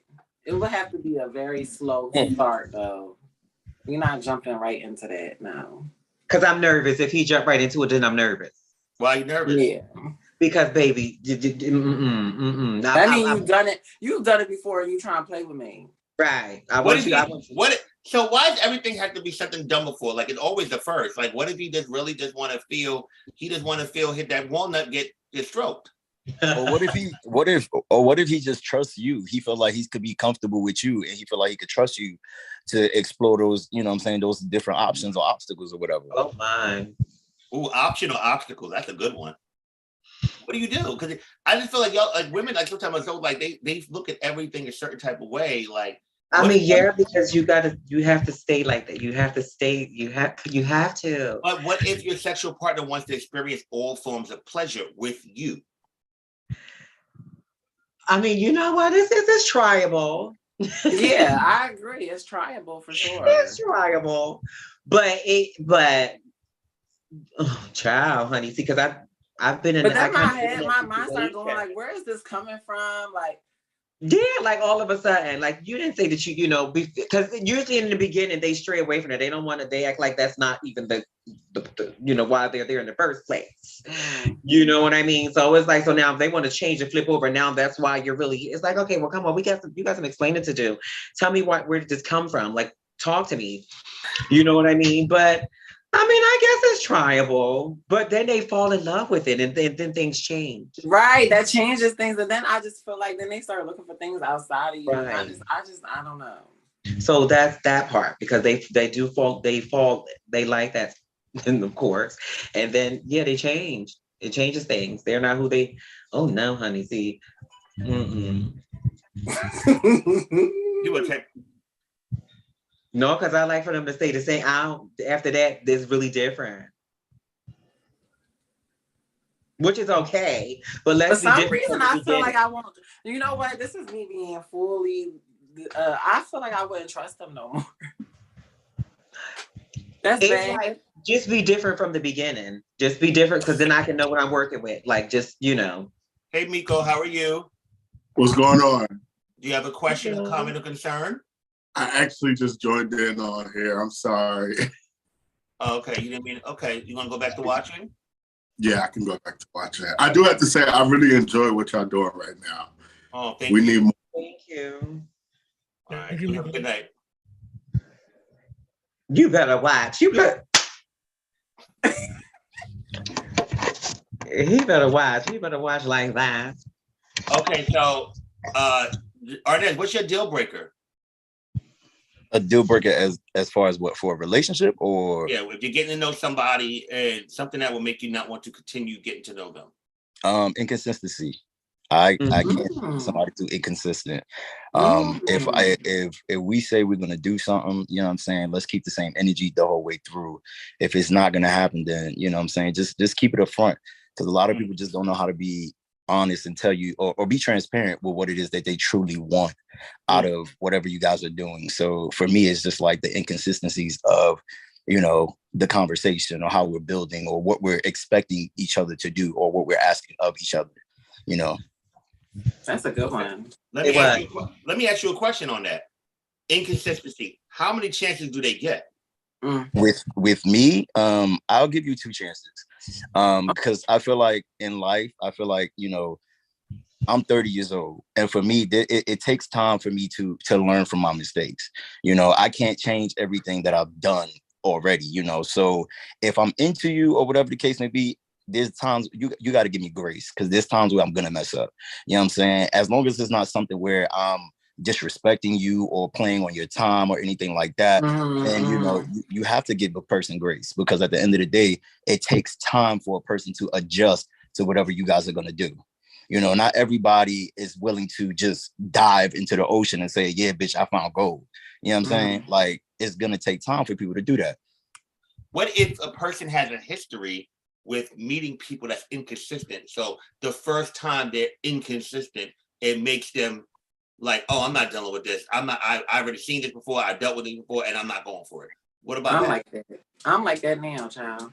So you're saying like, so if I'm talking to someone or whatever, and I've seen traits of other people in this person, in all honesty, I can talk about it with that person as far as, hey, I've seen these traits before, but I won't cut them off because at the end of the day, they're still a different person. So I'm basically telling you that I have past trauma. So I need to figure out, why am I talking to you? What it is, have I gotten over my past experiences? Because whatever it is that I've gone through, I'm putting it onto you. You know what I'm saying? And a lot of people, they again talk about grace. You know what I'm saying? I can't compare and contrast a person because these are 2 different people.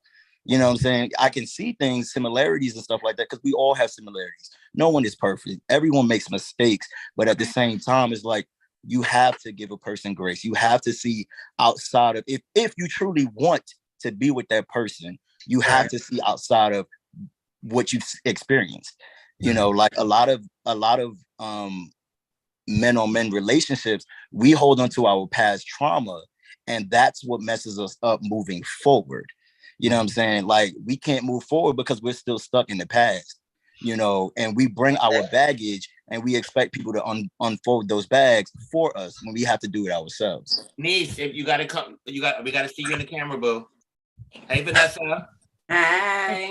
Yeah, what's up? Vanessa, what's the deal breaker for you? As far as what? Getting to know somebody. What's your deal breaker? If communication isn't consistent. Okay, so another inconsistency. Okay. Another inconsistent. Okay. There must be a lot of inconsistency going on out here. Oh, it's a lot of people on the line. I should have got dolled up for this. Everybody, but inconsistent is very good. That's very. Wait, hold on. On YouTube, dad bod, no kid. Chubby look like he's stressing. Are you single? Oh, it's too many. Chubby, hold on.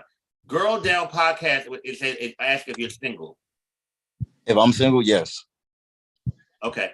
This is it. Sometimes you got to wear the tray cakes out as a woman. Wait a minute. Say that again. Sometimes you got to wear the tray cake out when you're a woman. Yeah. Honey. I mean, Trey be clean though, no bullshit. They be cleaning in some bush greens. I ain't gonna lie. Not all trade. Honey, I said some. Somebody, are you taking a question? About your recent procedure? Are you able to talk about that? Yes. Okay, so real quick, guys, Arnett shared the real recent procedure, what you had done, and someone on here is very curious about wanting to go. So just recently, I went to Turkey to get a hair transplant. So that's why I have a hat on right now, because I look very, very crazy. But I just went to Turkey to get a hair transplant because my hair was thinning and I didn't like that. It made me feel some type of way. It made me feel insecure and things like that.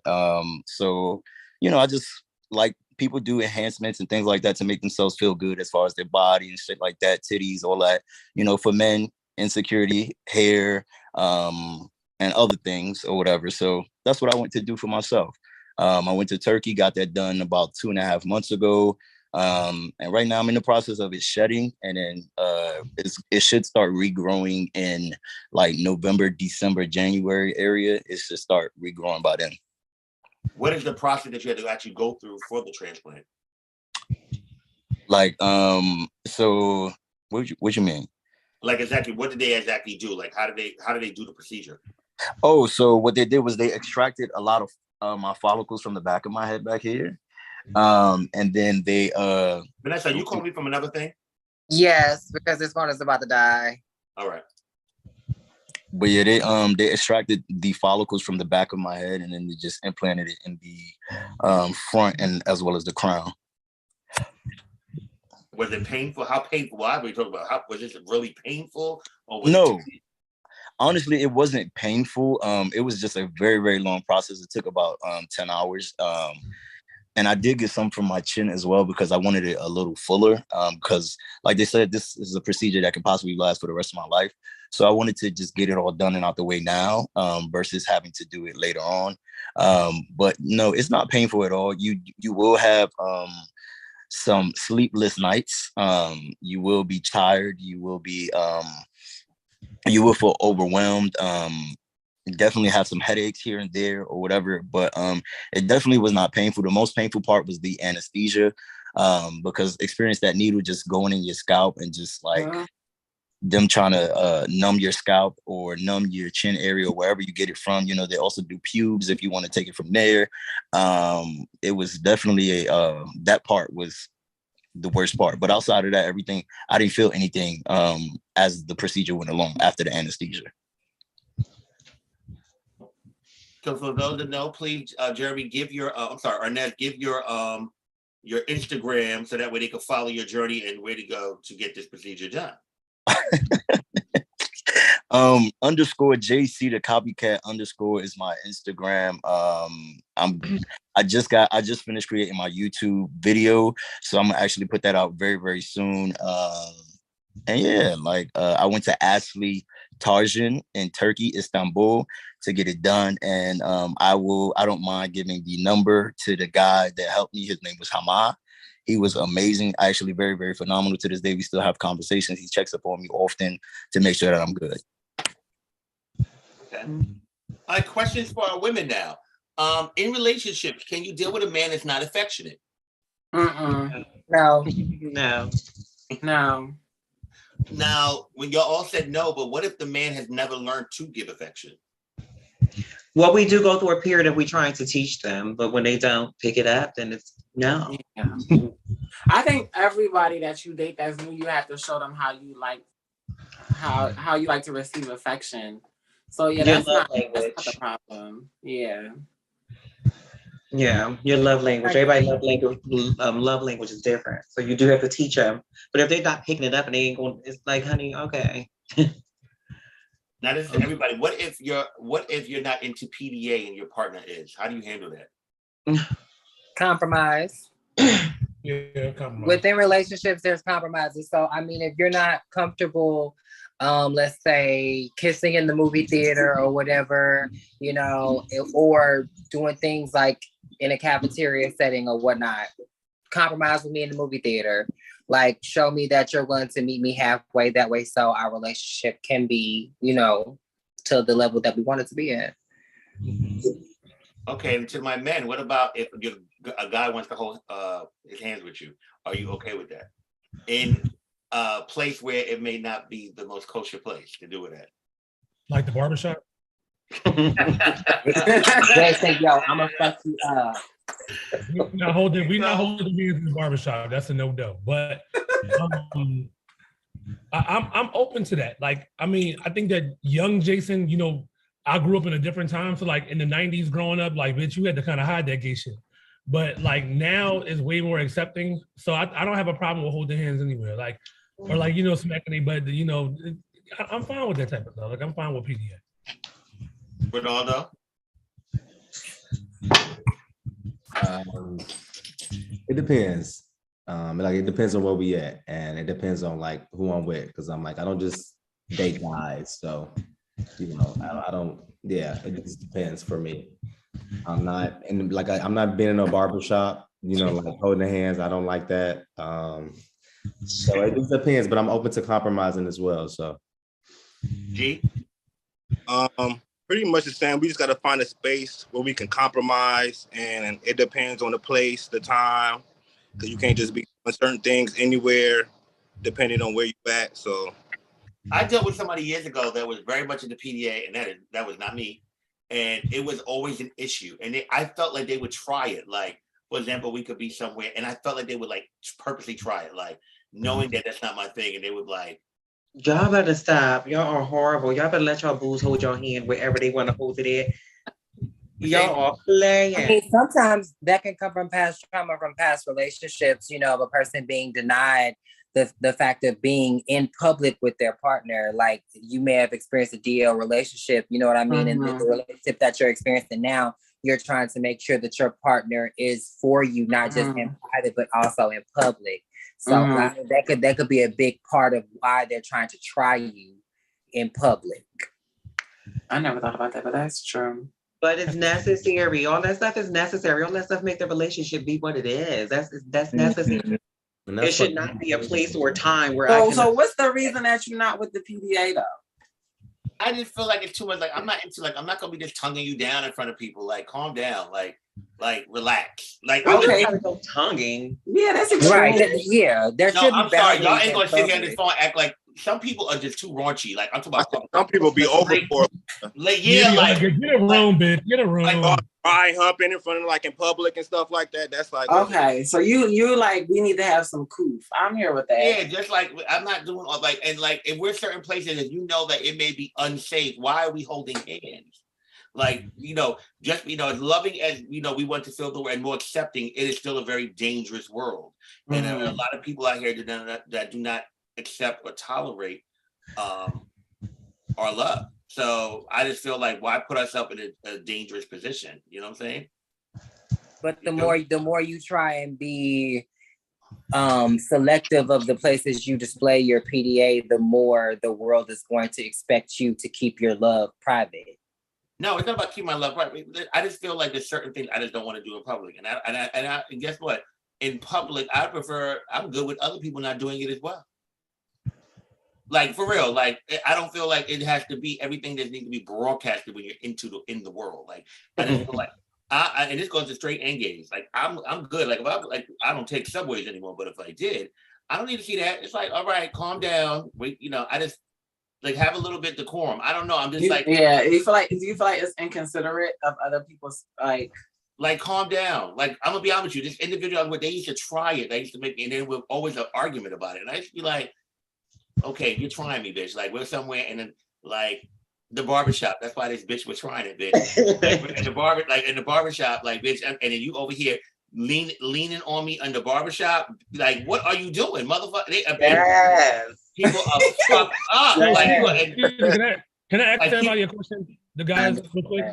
Do y'all feel like the barbershop is the most traumatic experience for a gay man? No. Child, stop it. What world are y'all living in? No, most of them are gay. Most of them are gay too. I would say very intimidating. It could be intimidating, like growing up when you're young and gay, and then you're around all these like alpha straight males, and you in there and they just like talking sometimes. But I mean, it depends where you live, or you grew up at. Like where I grew up, it was intimidating at sometimes at certain barbershops. And you know, let me just say this. I don't feel like that question should be just geared towards the men, because I feel like as a trans woman, I could be open and say I've experienced some trauma when it comes to growing up being, you know what I'm saying, at the time, and you know, a young butch queen, you know, in the barbershop, like, girl, all these men, like, what's going on? And them trying to project their masculinity onto me, like, oh yeah, you got a little girlfriend, don't you? You know, and it's like, nigga, no. CJ, I gotta laugh, y'all. CJ came on. I am the little girlfriend. Like, I am the little girlfriend. She did like, I am here, baby. I'm here, ready to pull, bitch. Sultan, we can't see you, Sultan. Everyone's camera must be on, my love. How are you? Can't hear you.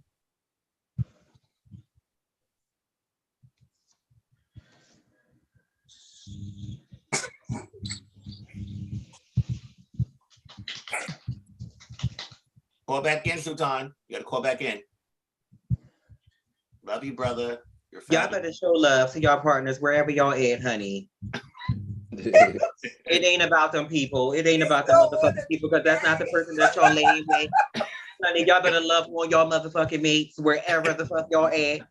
I don't know, y'all crazy right now. CJ. What's up? What's your deal breaker? As far as PDA?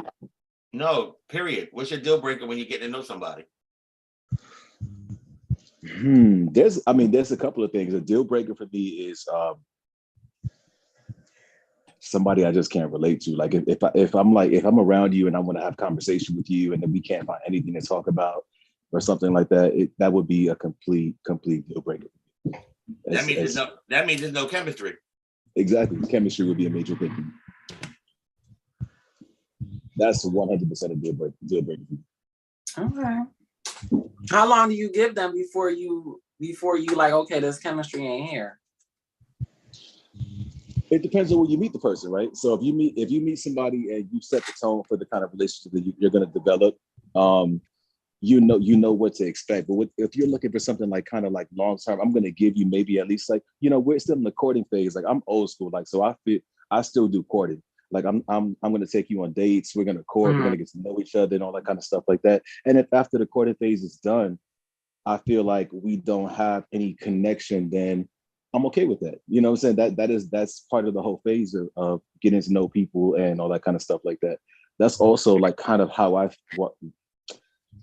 truly believe that we don't do these phases anymore. And that's why we find ourselves jumping into these relationships with people that should just be our friends. You know, because we don't do that. So my question is, what does dating look like? Because a lot of people say, let's date, let's, you know, dating is the getting to know each other phase and da da da da da. But what is dating nowadays? Because I have like, yeah, I just want to know what is dating, you know? Yeah, I could answer that question, but I want to hear y'all. Like, what do y'all consider dating? Because I hear some people's interpretation of dating, and I'd be like, that wasn't dating, but okay. Well, isn't dating an ongoing thing? Like you should still be dating your partner. You should still be dating your spouse. You know what I'm saying? Dating is an ongoing thing. Definition is kind of different though, but that's how you view it, as like it's a continuation. I feel like dating is an ongoing thing. Dating should be something that that you do with somebody that you're with. Dating is something that you do with everyone. Like you date your friends, you date your spouse. You know, that's something that you just do. It's something that you do it's morale building. It's kind of like building the building blocks and the foundation of the kind of relationship you're going to build with somebody. So that's what dating is. You better talk your voulez-vous. I do. One thing I will say, I do feel like when a person is dating someone, the minute you stop trying to date and just get comfortable and complacent is the minute the relationship kind of goes down the tubes, because it's like you're not putting in effort anymore and trying to get them because you feel like you've already got them. So in terms the relationship can become kind of boring, kind of just like, okay, well, we just both here. I mean, but I think you're right. I think that you should always be courted. Is that? Right. But let me ask you a question before. How long, like in dating, is it okay to date several people at the same time? Yes. How many though? I mean, you're dating. It's not exclusive. Like if it's no. How many? I'm sorry. Now multi-date all the that I time. don't agree. I don't agree. What? Now, let me tell you something. I do believe in dating multiple people, yes, but it has to be a limit because at the end of the day, there's no way you're gonna be talking to 10 different people and continue to get to know all 10 different people. Want to go out, huh? That's not true. So one of us is gonna get lost. I'm sorry. I could break it down to you. Go ahead. I'm gonna meet you on Saturday for breakfast, baby. And we're gonna go out to breakfast together. And then that afternoon, I may go out with parents for brunch or lunch. And then, listen, I want to answer. How you do I'm it? just saying, like, how if you're meeting the individual, they say, "Hey, I'm dating. I'm having fun." Right. So there's a difference. That's not dating. That's having Okay, fun. so that is dating though, but there's like no. That's not dating to build. My okay, I'm sorry. I should have rephrased the question then. Dating to build. Because we were talking about, for me, I felt like dating to build a relationship. That's what I should have said then. What is dating to build a relationship? Is what because that's not dating to just fuck around and just have sex with Tom, Dick, Harry. Okay, Larry, so dating with and, intention. with intention, with a purpose. Right. Dating with a purpose. Isn't dating with a purpose called courting? No, because you could be that's right, because CJ. you could be. I was about to say, like, 9 times out of 10, if you're dating multiple people and you're giving your energy to multiple people, you're not able to hone in on that one person that you actually like, and you're not able to actually like give them like that. Okay, well, I actually do want to build something with you. Yes, truly enough, like I'm seeing like 4 other people, and we're dating or whatever, but I want to deal with you. I want to build something with you. You can't truly know if you want to build with that one person because you gave Terrence your energy, you gave Harry your energy, you gave I don't know. You know what I'm saying? Like, if too many people is getting your energy, you're not able to fully see, like, if you want to build with that one person. And I mean, that's just me. That's my opinion. Okay. No, that's facts though. That is facts. I don't agree with that because I feel like I could date 4 different people, and then those 3 other people show me the reason why I'm into you, this one person. But when do you get full? When do you stop adding onto your plate because you're full? When do you find when I realize that the other 3 individuals are not doing what this one individual or not making me feel how this one individual is making me feel. No, and I get it, and I respect that. I completely respect that. I completely respect that. But at the same time, it's like, first off, have you had a conversation on how you guys are going to be, the intentions of you guys is dating? You get what I'm saying? Have you also expressed, hey, C said he's having fun, but have you also expressed that to this person, to said person, to say, hey, I'm enjoying my life at this moment. I do want to get to know you. There's a potential that I might want to have some type of interest and some type of commitment with you, but at the same time, I am going to be wasting your time because you are technically wasting. Right. So wait. No,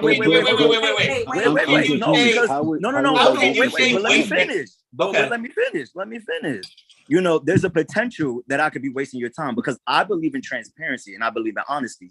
Because if you continue to add on to your plate, when do you ever get full? When do you ever say, you know what? I can't eat this anymore. You know what I'm saying? Because at the end of the day, eventually somebody's gonna slide off. So I might fall in love with you. I might fall in love with you, and you still in the, as y'all say, courting phase, or as y'all say, getting to know other people phase. So now I'm in love with you, but you still want to fuck around on everybody else. Let me say. So what happens then? I'm sorry, I gotta. We don't all fall into this. Okay, the cards don't all fall at the same time with everybody. So that is the point of dating, right? So from my personal views, right? I date a lot of people at the same time. I will date a lot of people at the same time. That's just something that I would do. It's because what I'm going to do is dating does not necessarily equate to sex, right? We have a issue with equating dating to sex. Dating for me is having fun, doing things, again, morale building, relationship building, that's that kind of stuff. Courting is something different from me. But if we're talking about dating in the sense of getting to know people, I'm going to go out there and do what I want to do to get to know the people that I want to get to know, because what I'm not going to do is be stuck with somebody that I don't have compatibility with because I felt like they were the best choice for the moment or the best choice for that opportunity. You know what I'm saying? That's not what I'm gonna do. So but how do you know that they were? How do you know if they were the best choice if you basically are not giving them 100% or not even 100%, 75%? Because at the end of the day, you can't give. You can't give because Caesar said he goes to breakfast with me and then goes to lunch with the next nigga. So if I call you while you on that lunch day, are you answering that phone? If I'm asking you, but why do you? Well, if it depends. Let me. Because I got to go back to something too. But let me say something. You better preach on that right there. It may be a matter of respect. I mean, are you active? You may say, "Hey, I'm not available right now. I'm gonna give you a call back." Okay. But see, that's limiting the bonding process between you two. If we just had a great morning and a great breakfast, if I call you on my lunch, like while I'm at work or something, because I thought I seen a funny video, or I just want to like kiki with you, I can't do that. And you tell me you unavailable. That's making me feel like I'm not a priority. This is my response, girl. I just saw you for breakfast, girl. Call me later. Hell no. Yo, I just saw you for breakfast. No. And I was like, no. Yo, I'm just talking to this bitch, and this bitch is sweating me, yo. Give me some. No, because honestly, it comes a time where you have to be like, why do you feel entitled to so much of my time? That's and then there's there has to be boundaries in place. Boundaries and entitlement. That's it right there. I feel like you're my man, or we're building something, then I feel like it's no shade. I should be able to call you on my lunch break and we should be able to kiki without you feeling like I'm feeling entitled to, you know what I'm saying, my time. Because if you needed to talk, you would call me regardless of if I'm, you know what I'm saying, available or not. You wouldn't text me and say, are you available? I have two things. So Shade, do you feel like dating automatically gives you the entitlement to know where I am, who I'm talking to? That's a different. That's different. That's different. That's completely different. You talking about more. You talking about more of a stability type of thing. Like we've been nigga. If I'm asking for your location and shit like that, my nigga, you telling me that we've been talking. We've been dating for at least 6 months, 7 months, 8 months. Now I got a hold on you. We're talking about just communication, not necessarily like knowing your location, but we're saying as far as like getting to know each other is on that level. Because like I said, if you're stifling the getting to know process, then you can't ever truly feel like you're building something with this person, because everything's conditional. You know what I'm saying? When you're finding a partner, when you're finding somebody that you truly want to deal with, the love and the communication should be unconditional, because you want to communicate with that person. You want to lend them your time. So it's not about feeling entitled. Right. You should feel like that person, oh, you trying to entitle yourself to my time? No, you should be like, oh, they calling me. Yeah, you know what you're doing. You know, it should be that type of feeling. It should never be the, oh, I'm unavailable right now. Like that's like if I feel like I can't call you at 10 o'clock at night because you're out on a date with somebody else or whatever the case is. Now, you know what I'm saying? How does that look for when I say what you doing? Are you gonna tell me the truth and be like, yo, I'm on a date right now with somebody else? Or are you gonna say, oh, I'm busy? Like, come on, let's be honest. You know what I'm saying? Hey, I'm not available. But do you feel like you deserve that though? Yeah, like yes, I do deserve that, because if I'm investing dating. And that's the problem. That's the problem with today's society. You're giving this person your time. If you can't be honest, I don't care if you might want to talk to 30 different niggas, right? But if you can't be honest and transparent with me and tell me, yo, if I hit you up and you talk and you with somebody else and you can't tell me, that means that there's no trust between us. Let me tell you something though. I hear what you're saying and it sounds great, but I'm gonna say something though. I have noticed in life, because I am very much could be that person right there you spoke of. Maybe like, hey, listen, I'm on a date right now, but I'm gonna call you back. Yeah, a date. All right, I'm gonna call you back. Now listen. Are you honestly going to tell them you on a date, or you going to say you busy? That transparency and truthfulness that sometimes we require, when it is given to us, we are not able to handle it. It burns us. And when I was in the dating part of my life, and see, I'm the wrong person for stuff like this. And when they require me, like, oh, I want to know, tell me, Errol. Oh, okay, are you sure? And then when you do it, they're not able to handle it. I think it's because I was quiet. I got okay, so let me talk about my situation, because there was a situation that happened to me. So I was conversing with someone, right? And I told them, I said, what are we doing? They said, let's date, let's get to know each other, blase, blase. I said, cool. I said, all I want you to do is keep it a stack with me, right? If you're doing whatever, they living with their ex, they doing this, they doing that. I said, whatever, just keep it a stack with me. You know what I'm saying? That's all I asked, right? Come to find out, they was fucking my homeboy. They was also fucking another boy, a person close to me. And the reason why they didn't tell me is because they said they didn't want to hurt my feelings, and I was too good of a guy to let go, right? Let go of, because they knew that if I found out, I was going to keep it moving, or whatever the case may be. So speaking for me, I would have preferred the transparency, because I could have handled it as a man in that situation. Cool.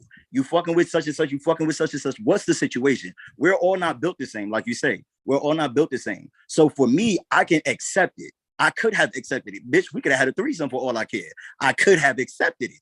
But at the same time, I can't accept once you lie to me. So now you lied to me and you open the door that we can never go back. We once I cross that door, I can't come back through it. But Arnett, can I can ask never you see that? you. Can I ask you that? Yeah, my biggest thing in all this, like listening to y'all, do not choose for me. Let me choose for myself. Thank you. I don't like you choosing nothing for me. Let me choose for my motherfucking self so that I can make a sound decision if I'm going to be here for the shit or I'm not going. Simple. Simple. But sometimes people aren't able to be honest with themselves because they're not even comfortable with the person that they are in the mirror. So they sell this facade and this dream of what they are that makes you believe certain things, and they play on certain things. And then when you finally wake up and see what's really in front of you, it's already too late because you didn't invested so much time and energy and passion into the situation. It's like, now, bitch, now. Spoken from a true Aquarius. So Sultan, we have my brother Sultan on here. Sultan, it's almost a year anniversary of you being married. Congratulations. Congratulations. How, so being married, what is like how many date nights required to keep the relationship fresh and healthy? What do you think is average for you guys, or what do you suggest to people out there? I think it should be unlimited. I mean, it should be ongoing. You should constantly date your partner. You know, you should keep the thrill. You know, you change, your partner change. You should always keep that excitement there. It should never go away. You know, you should constantly always want to date your partner. So yeah, there should be no number of days. That should be an ongoing thing on both parts for sure. And Sade, what about you? Because I know you like a good old dinner. What's the question? How often do you like talking to multiple people at the same time? Do you feel it's a problem doing that? Or do you feel No, I think it's important to put your eggs in different baskets and, you know, explore your options. I'm definitely one who loves to go out and eat. I work a lot, so I don't have energy to cook when I come home. So I'm definitely out on a date at least 2 or 3 times a week. As far as like being honest and telling somebody what I'm doing or who I'm with, like, I don't feel like that's any of their business. I feel like they need to respect my privacy. Like if we're in a relationship or if we're dating exclusively, then that's one thing. But to call and expect like my whereabouts, that's really none of your concern. If anything, like I'll answer the phone. Like if I answer the phone, I'll let you know, like, I can't talk right now. But 9 times out of 10, I wouldn't answer the phone. I'm busy, I wouldn't expect them. So let's say you pick I up. wouldn't expect them to. Hold on, I want to role play. What you doing? Oh, I've been calling you. Why you been picking up the phone? I'm busy at the moment. Can I call you back? No. First, tell me why. What are you doing? You haven't picked up none of my phone calls. I've been calling you all day. Wait a minute. Hold on. I can't hear you. My service breaking up. What you say? I just said. I know you fucking hear me. Or when you're not talking to me like Yeah, that. right. Now you're not talking to me The like phone that. I wouldn't be talking to a guy Yeah, who who you talks to talking me to? You like ain't talking to that. me. You're not talking to me. I wouldn't be talking to a guy who would talk to me like Yeah, that. I no, would you're hang not up. talking to me like that. That's a different. I would hang up, that's and 9 times out of 10, I would never answer the phone for him again. I would never talk to a guy who talks to me like that. Yeah, no, that's disrespectful. How they answer this? What do you want? I mean, it's one thing to. Everybody on here that only deal with polyanas, honey. Everybody's sweet. Everybody's nice. Not me. I deal with that all the time. No, they don't have to necessarily be nice, but so I kind of set the tone. If I plan on spending time with somebody, I kind of set the tone in advance. Like, I got family coming in town, you know, or like. So you lying? Sometimes. Well, what if you're at the point of with that partner to where you wanting to meet their family and you tell that lie? Oh, then there are no lies. If I'm interested in meeting their family and we're at that point, like there's no reason to lie. There's really no reason for me to be out on a date with somebody else if I'm really interested in pursuing them seriously. So you think being in a family is at the point you're pursuing seriously? You say what? You think meeting the family is a point where you're pursuing somebody seriously? Yeah, because I wouldn't waste you or your family's time. Listen, you want to be honest with you? I went on a date with somebody years ago, and the first fucking date, I ended up meeting the mother and the fucking father. And I said, "This was." I wouldn't feel special at all, and I wouldn't even allow that. I'm a funny set. Like my mom has heard of boys that I've dated, but she's only physically met 4 of them. And usually the reason why I don't like them meeting my mom is because, you know, mothers always have that intuition. And my mom always be like, let it go. No, I don't like him. No. And it was one that she really liked. And I was kind of surprised. I didn't think that she would like him. And like, my mom I love my mother to death. But like my mom was like, what's so-and-so phone number? I want to talk to them. What you want to talk to them for? I'm not even talking to them at this point. Like, what you want to talk to them for? So I know how like my family connects to people. So I'm real funny about inviting that into the space because I know once my family meets you, my sisters get involved, my cousins get involved. Especially if they like you, then they want to talk to you more than they want to talk to me. And I don't like that shit. When we break up and we done, stop fucking talking. Right. Like, don't call that phone no more. How soon is that? Do you judge somebody if you fuck them in the first night? No. What happened? No. If you fuck them the first night, can you take them seriously? Yeah. Yeah. Yeah, I could.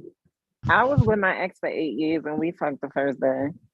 Well, I'm sorry, I take that back. Both of my exes, we fucked the first day. The first one was for 4 years, and then the second one was 8 years. I'm dating myself. But yeah, about the chemistry. I just feel like you can't deny energy. I would say no. I'm iffy about that. Is like, yeah, if you meet somebody and y'all have amazing chemistry and energy, that it'll just happen. spent the first day. So I met this guy that I was with for 3.5, 4 years. We spent like the first few days in the room, locked in the room together. The fuck and that. like, yeah, it was a fuck it was that. a lot. 3 days, bitch. It was a lot, but we were together for some time, and then that my last relationship, the 8-year one, we had sex the first day, and yeah, I don't think depends on the person. I don't think who I am now, I could have sex with somebody on the first date and like take them seriously, but in my former life, it was definitely like it happened twice. No, I feel like if a guy is trying to have sex with me on the first date, I'm automatically turned off right away. Right away, I'm done. So what happens if he doesn't try to have sex with you on the first night and it just happens? If it just happens. Like what happens if the chemistry? What happens if y'all just like literally just vibing, talking? Next thing you know, a kiss happens. The kiss turns into him grabbing your ass. The next thing you know, you grabbing his. But who's initiating it? Okay. But how is it just happening? How is it just happening? Because it's a vibe. You know a vibe. The chemistry, the undeniable chemistry. So when the energy is right, Yeah, you know what I mean? When the energy, when the energy like, right, you making eye contact. Yo, Right. when yin and I know yang what meet, she's saying. Y'all better turn it out. I've had experiences in what she's saying, but for some reason in the morning, it depends. Okay, so it depends on what happens after that is said and done, and how they behave and their body language after everything is said and done. Because if it's not the way I want it to be, I'm going to regret it. So that's why I'm like, I'm iffy about sex on the first So what night. if they trying to hold you? What if they like, are you hungry? You know, let's get something. Okay, to then eat. I feel good. Then you're comforting me and you're That's all it reassuring. takes. They not trying to get up and leave and make up a stupid Yeah. excuses. They like, oh, well, you hungry? Let's go get something to eat. Let's watch a movie. Let's take a shower together or whatever. I can do that. That's reassurance. So I can do that. But what if they got That sound like a good time. You know what I'm saying? What if they got to get up to go to work or whatever, but they text you later on and like, yo, my bad, my day was a little busy, but how you doing? I was thinking about you, blase. You know what I'm saying? Like, it doesn't have to be a thing where we stay in the bed all day and we chill all day. You know what I'm saying? Because people got other lives too. Hey, I'm sorry. Get out of my bed. Get out of my That's a house. big thing. Did you text me when I got home to make sure I was home, even though I ain't text you when I said I was? But he just left your house. But you just said, but what happened? I thought you were like the location shit. I thought you said you don't care about a nigga knowing your location. What happened? Okay, so Vanessa Yes, the dick was hitting. Yeah, I mean, like, come on. Vanessa spoke about the beautiful. About the tone you set, though. It's also about the tone that you set. Like, I mean, if you set the tone for this to be like a bust and move, then that's what it's gonna be. Okay, wait a minute. I think y'all have all these kismet. Definitely something to consider. Y'all have all these kismet relationships. I'm so happy to hear it. But I'm saying though, so Vanessa, after this night of beautiful passion and all that, y'all held each other and all that. In the morning time, you're like, oh, you want something to eat? And they're like, yeah. And they go to the store. Whatever you do, they just don't come the fuck back, bitch. And it's like, they just don't come back. They get the food. Oh, shit. It was done, bitch. Well, if they don't come back, then I mean, I'm about to get you that egg and cheese platter. I'm gonna be right back. That would be the craziest thing. I mean, but that's your answer. But that's your answer right there. But you know what? That'll be the nail in the coffin. Like, okay, now don't fuck with you no more. You know what I'm saying? Or fuck with you on my terms now. Because I feel like you tried me, so now I gotta fuck with you on my terms. I would never let them. Yeah, I would never let them in my space again. It's gonna hit you for a late night creep, and then afterwards, I gotta get up early. When you call, it's on green. It's done. It's done. It's no more contact. So then what you mean? So then if there's no more contact, Yeah, like, you know ghosted. what I'm saying? Everything is done. It's dead. Right. Let me It's tell you dead at that something. point. Some people know how to make you feel in the moment. They know how to make you feel in that moment, to make you feel, to get your guards down and all that, to make you feel like this was going to be this beautiful kismet situation, and they will pull the rug out from under you. And they will let you know, bitch, this is what I do. I honestly believe that a lot of men do that to women in general. Yeah. And that's why I say in my former life, I was with the shit and it could definitely go down on the first night. But now, like, these guys literally will say anything to get in your panties. And at this point, I'm just like, it's not happening. So don't even waste your time. Like, no, there's no reason for you to come over my house. Nothing's going on. Like, honestly, it's almost as if allowing a guy to be in private with you is almost like an unspoken agreement to have sex. It seems like if you were to go to their house or if they were to come to your house, sometimes even just being alone with a guy in the car, like, I feel like if you allow people to get too close, like, they just want to take advantage and make it seem like. But Shada, it's the tone you said. It's that's what I'm saying. Like, no, it's not with these yes, man. No, it's not. So the tone is no, you can't be alone with me. What is the tone? That's what I want to know. What is the tone? We can go out to eat. We can go to the movies. We can go to the museum. You can absolutely set a tone. Like, you could have an amazing date, right? Let's say there's two different types of tones. You can have an amazing date. We could have went to the museum. We could have went through a stroll on the park. And if I get you back to the car and you giving me the tones like call me an Uber. It's about to go down in this back seat. I don't even want to ride in a car with you. Or do you? What is that tone? Explain that tone. Right. Explain. What does the tone look like? Give me an example, because you know how many guys. The unspoken agreement. Hold on, y'all. Let him explain. sometimes Let you him can't explain help, it. you We can't need to help know shit that like that tone. sometimes. Because that's that Because part let's right say there. if a guy is going on, if y'all going on a perfect date and everything is how it's supposed to be, sometimes those defenses don't necessarily work. Like it's given very much. So I just had a great time. He just fed me properly. He showed me a great time. Like we vibing. There's no reason for me to be evil towards him. You know what I'm saying? If the tone is right, the tone is right. And But not even sometimes. Okay. But for me, for example, right? So no, wait, real quick. For example, right? I have so many guys that say you was giving me them eyes, and I'm like, bitch, I'm just looking at you. Like I got lashes. Everybody a mess. So you're assuming that these eyes are seducing you, and really you just looking at makeup and lashes. That's why I wanted him to explain what is that tone. Because But you do have those type of eyes though. What is You that? do have those type of eyes though. Because here's the thing. Here's the thing. Women are naturally sexy. We do that type of stuff naturally. That don't mean that we're trying alluring. That don't mean that we're trying to fuck you or whatever. Entice you. That's something that happens naturally. We ooze naturally. Oh, we ooze naturally. especially the girls. They like, oh, it's something so exotic about you. You so just that different. tone, that does not mean just because I'm looking at you in a certain way that I want to fuck you down right now. That's me just giving you a little bit of me, honey, just showing you just a little bit. I'm just selling it to you a little bit. That don't mean, oh baby, get it right now. Oh baby, bust me down right now. So Mercedes, that means you hashtag feeling it? You do feel it, and you have to. You listen. That's why that saying is everything, because you have to hashtag feel it every motherfucking where and every situation. So when you get your ooh, yes, you're gonna ooh. Yeah. You're going to ooze because first of all, you are attracted to him, and you want him to be attracted to you. So you are going to ooze a little bit. You're going to sell it to him a little bit. You're going to do that, but that doesn't mean I want you to bust me down right now.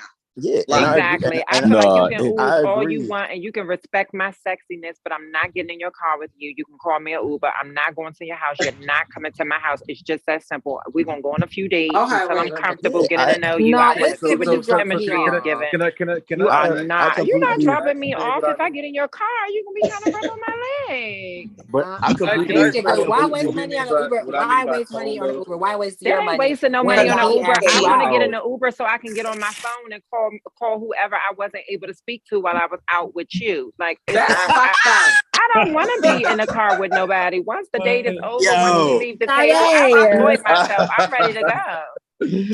I'm ready to call my father. I got a question for everybody. Let's fast forward. Let's fast forward to a relationship. Your partner has a desire and comes to you and tells you that they want a threesome. I don't have good experiences with threesomes. Wait, hold on, boo. Hold on, my love. Are you instantly, do you feel away? Do you question what is it coming from? Or do you grant them the wish? Like, how do you do, or what do you do? Where is the parameters of the threesome? Like, what makes you comfortable? I had a threesome once, and one of the boys got up and went upstairs and was mad because his boyfriend was really into me. So at this point, I don't want to like put myself in an uncomfortable situation where somebody can't take that there's chemistry created with their partner or something like that. So I'd rather not waste my time. I agree, because at the end of the day, in the threesome, I'm not gonna be everybody's top. You get what I'm saying?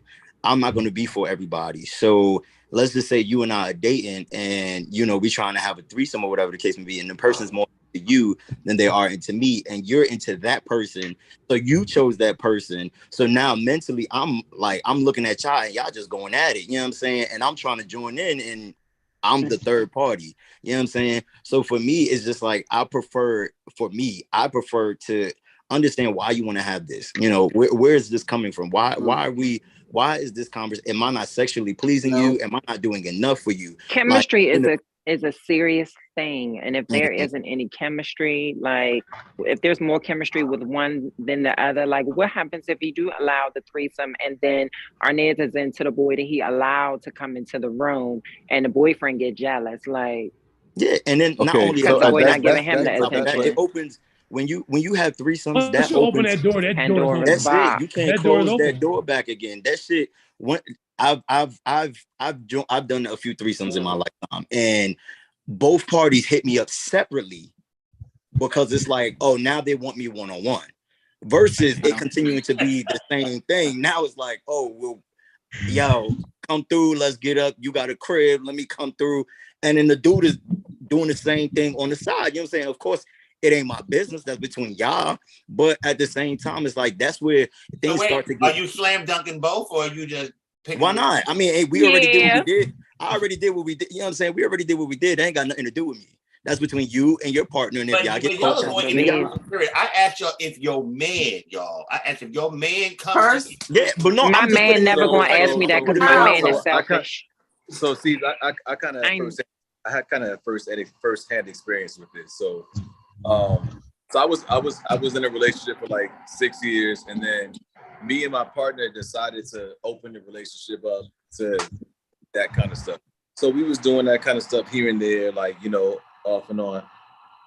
Initially, because I was strictly against it. Like I was strictly against bringing somebody else into my relationship because I'm a very alpha male personality, and I don't think that I would be able to handle seeing I didn't think that I would be able to see somebody else pleasing my partner in a way that maybe I wouldn't be able to do, or why did he pick this particular person? Those are the kind of things that would run through my head, right?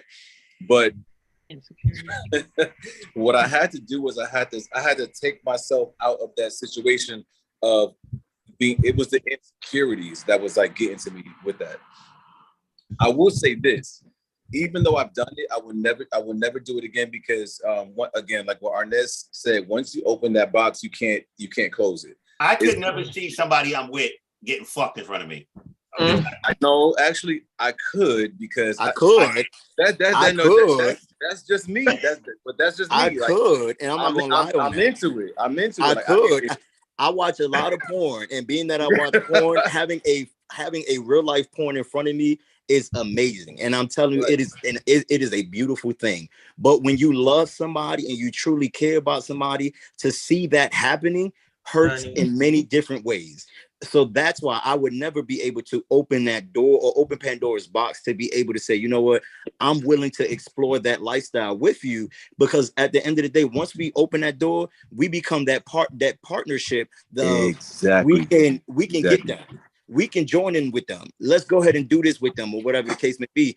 And that's it. And I don't give a fuck what nobody has to say about me and my relationship. But at the same time, it's like, at first you was insecure. Now my nigga, be prepared, because all these niggas are sliding in your man DMs. All these niggas are sliding in your DMs. And once you fall for the trap and you start cheating, because now if you're doing it by yourself, you cheating. But here's the thing. But Arnez, this is where I say, and I had this conversation with my partner when we was in a situation. Are we in a open relationship, or are we and I hate to use the term open relationship. Are we open? Are we like open to dating other people, or are we in a free for all? Because there's a difference. A free for all is like when you're out there and you that couple that's out there, just the cute couple that's like, you see somebody else cute walking by, you like that one, and y'all are that couple. Like y'all are the couple. For me, I never wanted to be the free for all. I wanted to be the selective. Like, okay, you know, we do our shit on the side. That amount. But no, you could never break this. You know what I'm saying? You could never break us. We will have a good time and stuff like that, but that's what it is. And I had to my mindset had to be in a way where I separated the sexual part from what it is that we have. You know what I'm saying? And I think that in relationships, when you get to that point, because I'll be honest, I was never here for a threesome ever, just never here for it. But I think that in time, when you're dealing with somebody, you know, they have sexual desires that supersede what y'all do. Not to say that they're unhappy with the sex, but if we're going to do a threesome, I know y'all getting ready to say what when I say this, it's gonna be a motherfucking escort somewhere. We on fucking vacation. Neither one of us have any ties to this individual. You were hired for a service. You were provided for your service. We did what we had to do. See you later. Because we're not about to be like, you know, CJ just said, that couple that's known for doing threesomes or it's a free for all. And I also feel like if y'all are not solid, y'all have to be solid first before y'all invite somebody else into the space. And then even with that, for me, once we invite somebody to the space, now I'm looking at you kind of sideways, like it's done after that. It's right, done. right. It's Bitch, done. you the freak hoe, bitch. You the freak ass hoe, bitch. Once they ask for that, once they ask, You sucked his dick a little too long, bitch. I'm telling you. I do. got ADD and I can't focus on more than one thing at a time, so that's not happening over here. All right, let me ask. I have a question. Wait. Hold on. Wait. Before you move on, this is my question, because I always see this in the LGBTQ XYZ community. I say XYZ. I'm sorry, but is it IA? I think it's IA, right? LGBTIAQ. IAQ, right? XYZ. I see this a lot in this community where we talk about possible threesomes and stuff like that. But when I've had this conversation with my parents, and my mother and both my parents say all the time, if my father said, if my mother ever said she wanted to do a threesome, whether it be a man or a woman, the relationship is over. And my mother said the same thing. So my question is, why do we as gay men, or in our LGBTQ XYZ community, why do we continue to say, hey, let's try this, or hey, why do we feel so comfortable? Oh, honey, I'm a firm believer. That it's just the it's gonna sound crazy. It's gonna sound crazy, but I'm a firm believer that a man's love is life, a woman's life is love. Men are hunters, so we sometimes negate sex for love, and we don't separate the parameters of what that really means. And in that, because as Black gay men or just gay men, period, because I even have friends that are white, and in their relationships, they have threesomes, but they have a strong bond with each other. We don't get a chance to develop those strong bonds and solidness with relationships. Because if you think about it, how many of our friends outside of Sutan, that's married in a healthy married relationship, a healthy committed relationship? We don't see those examples. So we fall victim for the threesome because we think that that's the way that we're supposed to be. And it ain't. Like, I believe in monogamy, but as I've gotten older, I've had threesomes in my younger days, but in a relationship, I'm kind of like, all right, I might be open to this, but then at the same time, it's like, the prune in me is kind of like, nah, man, because once this shit goes this way, this is it. It's a dub. Jason, I get what you're saying, but okay, hear me out. I get what you're saying, but here's the thing for me. I feel like as men, in general, we are sexual creatures, and we are sexual creatures. It don't matter how old you are. You can find somebody, a man that's 98 years old, and he's still looking at pussy, still looking at ass, still looking at dick. It's just nature. And I feel like this. You're gonna have that man that's gonna be able to control those sexual cravings, right? You have different types, and then you're gonna have the one that's gonna want to be with somebody. I'll give you a prime example. Myself, generally speaking, I'm very in tune with my emotions. I know what I want. I know the kind of person I'm going to go after. I know the kind of relationship that I want to be in, and I know what it takes to keep that, right? But I also am very aware that I'm a very sexual person, right? I'm a sexual being. I like a beautiful things and stuff like that, and I definitely will have conversations with my partner if it's time to have that kind of conversation where, hey, maybe we should explore this to keep things fresh in our relationships. I will be 100% transparent and say this. I don't know many gay men, straight men who have lasted the test of time in their relationships and have not explored other options like that. I don't know many people like that. They're very, very few, almost few to zero.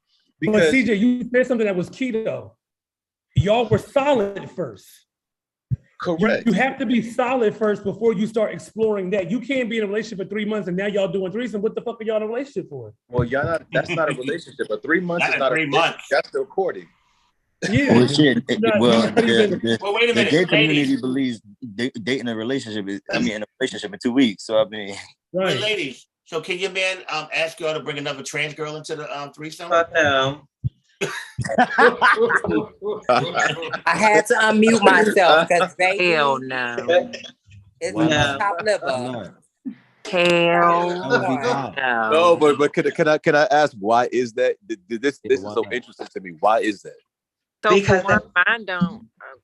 I'm territorial, especially when it comes to like me being I take me being trans being very sacred, and it's just no shade. Like once my smell is on you, You repeat on him. That's it. I'm not fucking with none of the other shit. No. Sorry. So what if he tells you like, listen, I want a threesome and I want to do it with you with another girl. How do you deal with, like, are you upset? I'm sorry, I'm turning it down.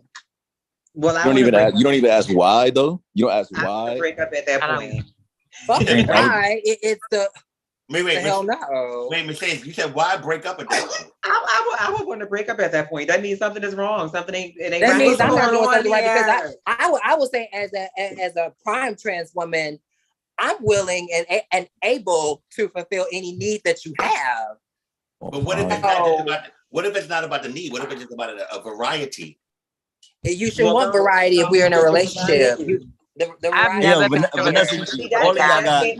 that man way of thinking though. That's how men think. Variety. I must have more than one, multiple.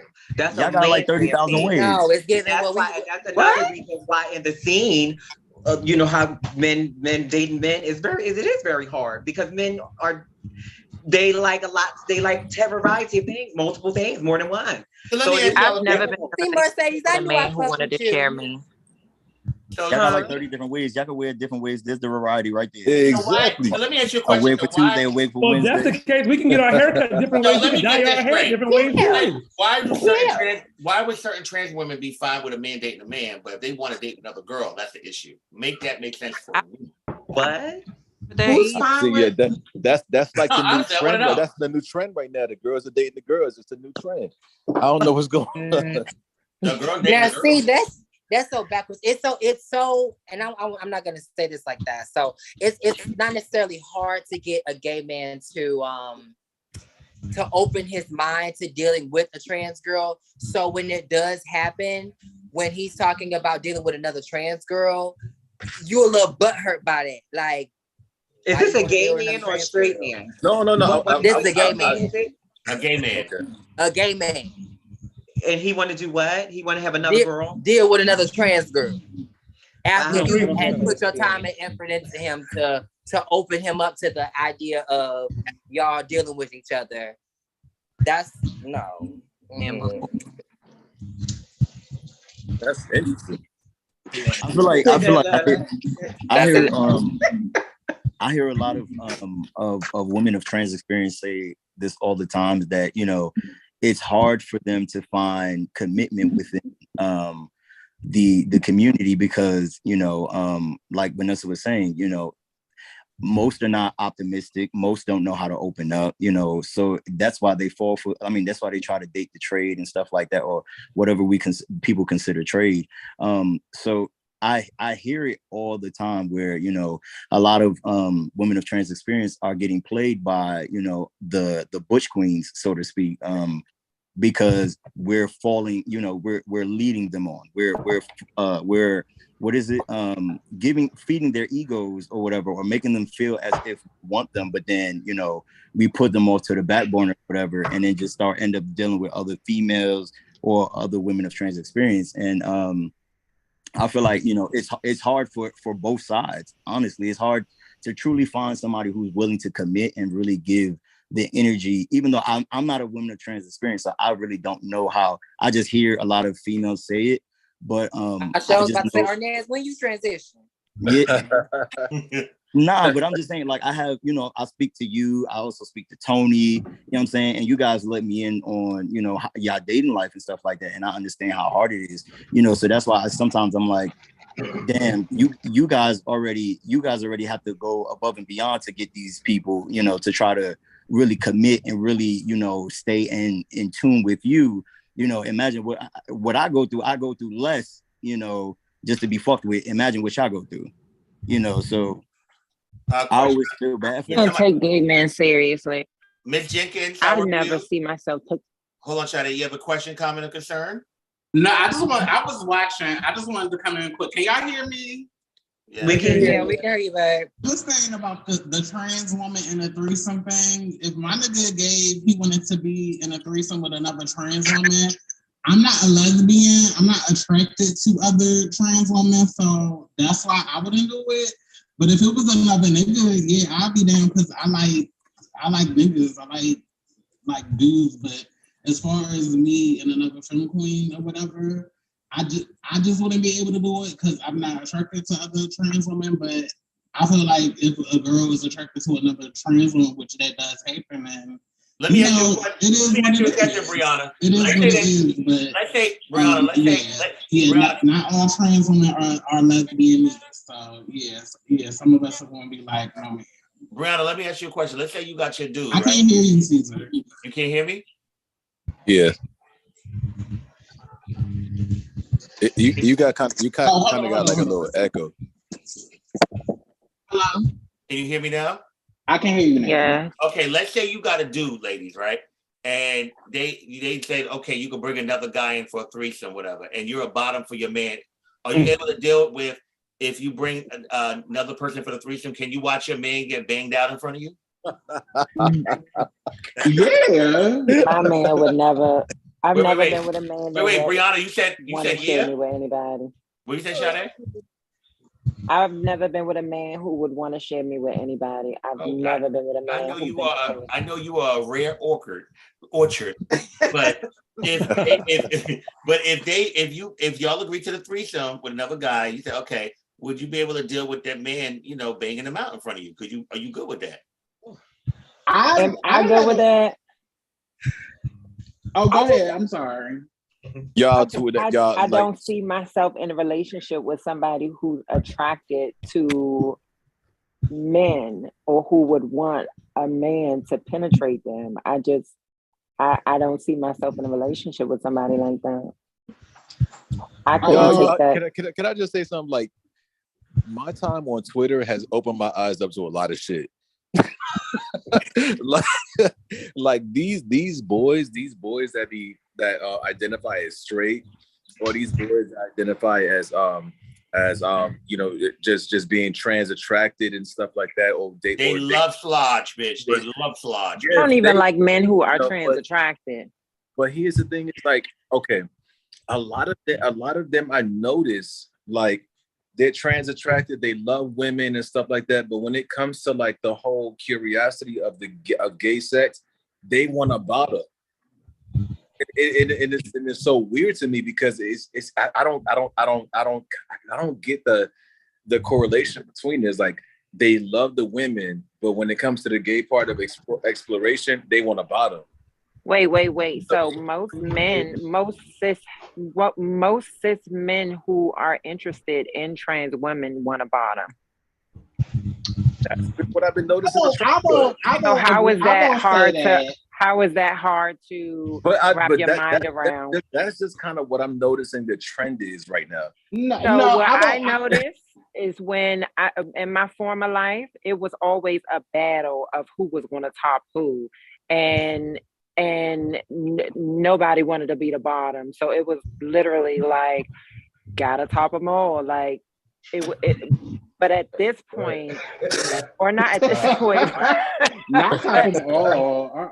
Gotta top them all. You are not going to tell me that in your former life, you were just power top, bitch. I can't, bitch. Because I'll pay. I wasn't bottoming for nobody. Continue. I wasn't bottoming for nobody. So my point is, he said, "Gotta top them all." Gotta top them all. I'm using that.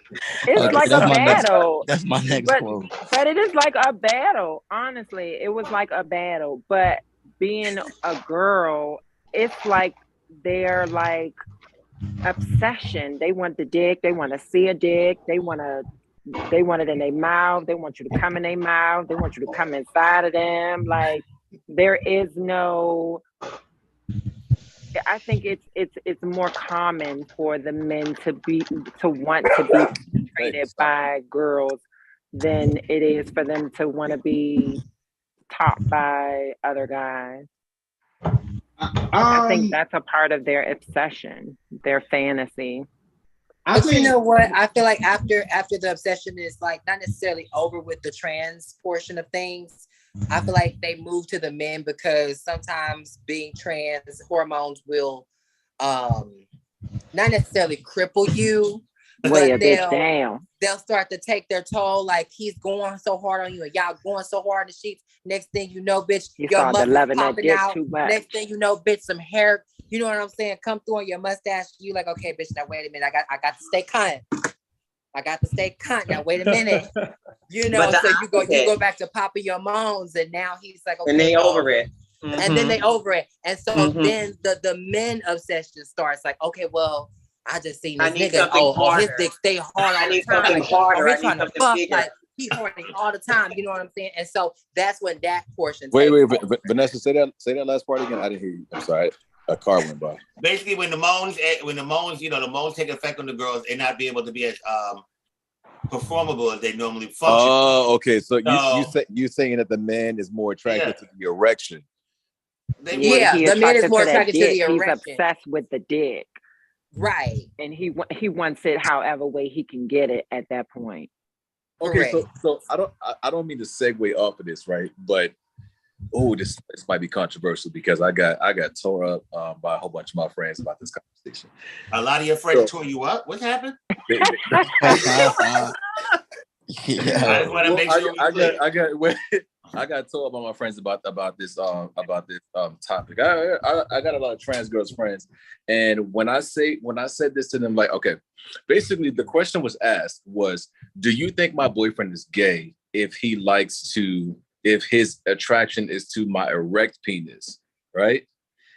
My answer was yes, right? No. Sorry, no. what? I don't get the was, question.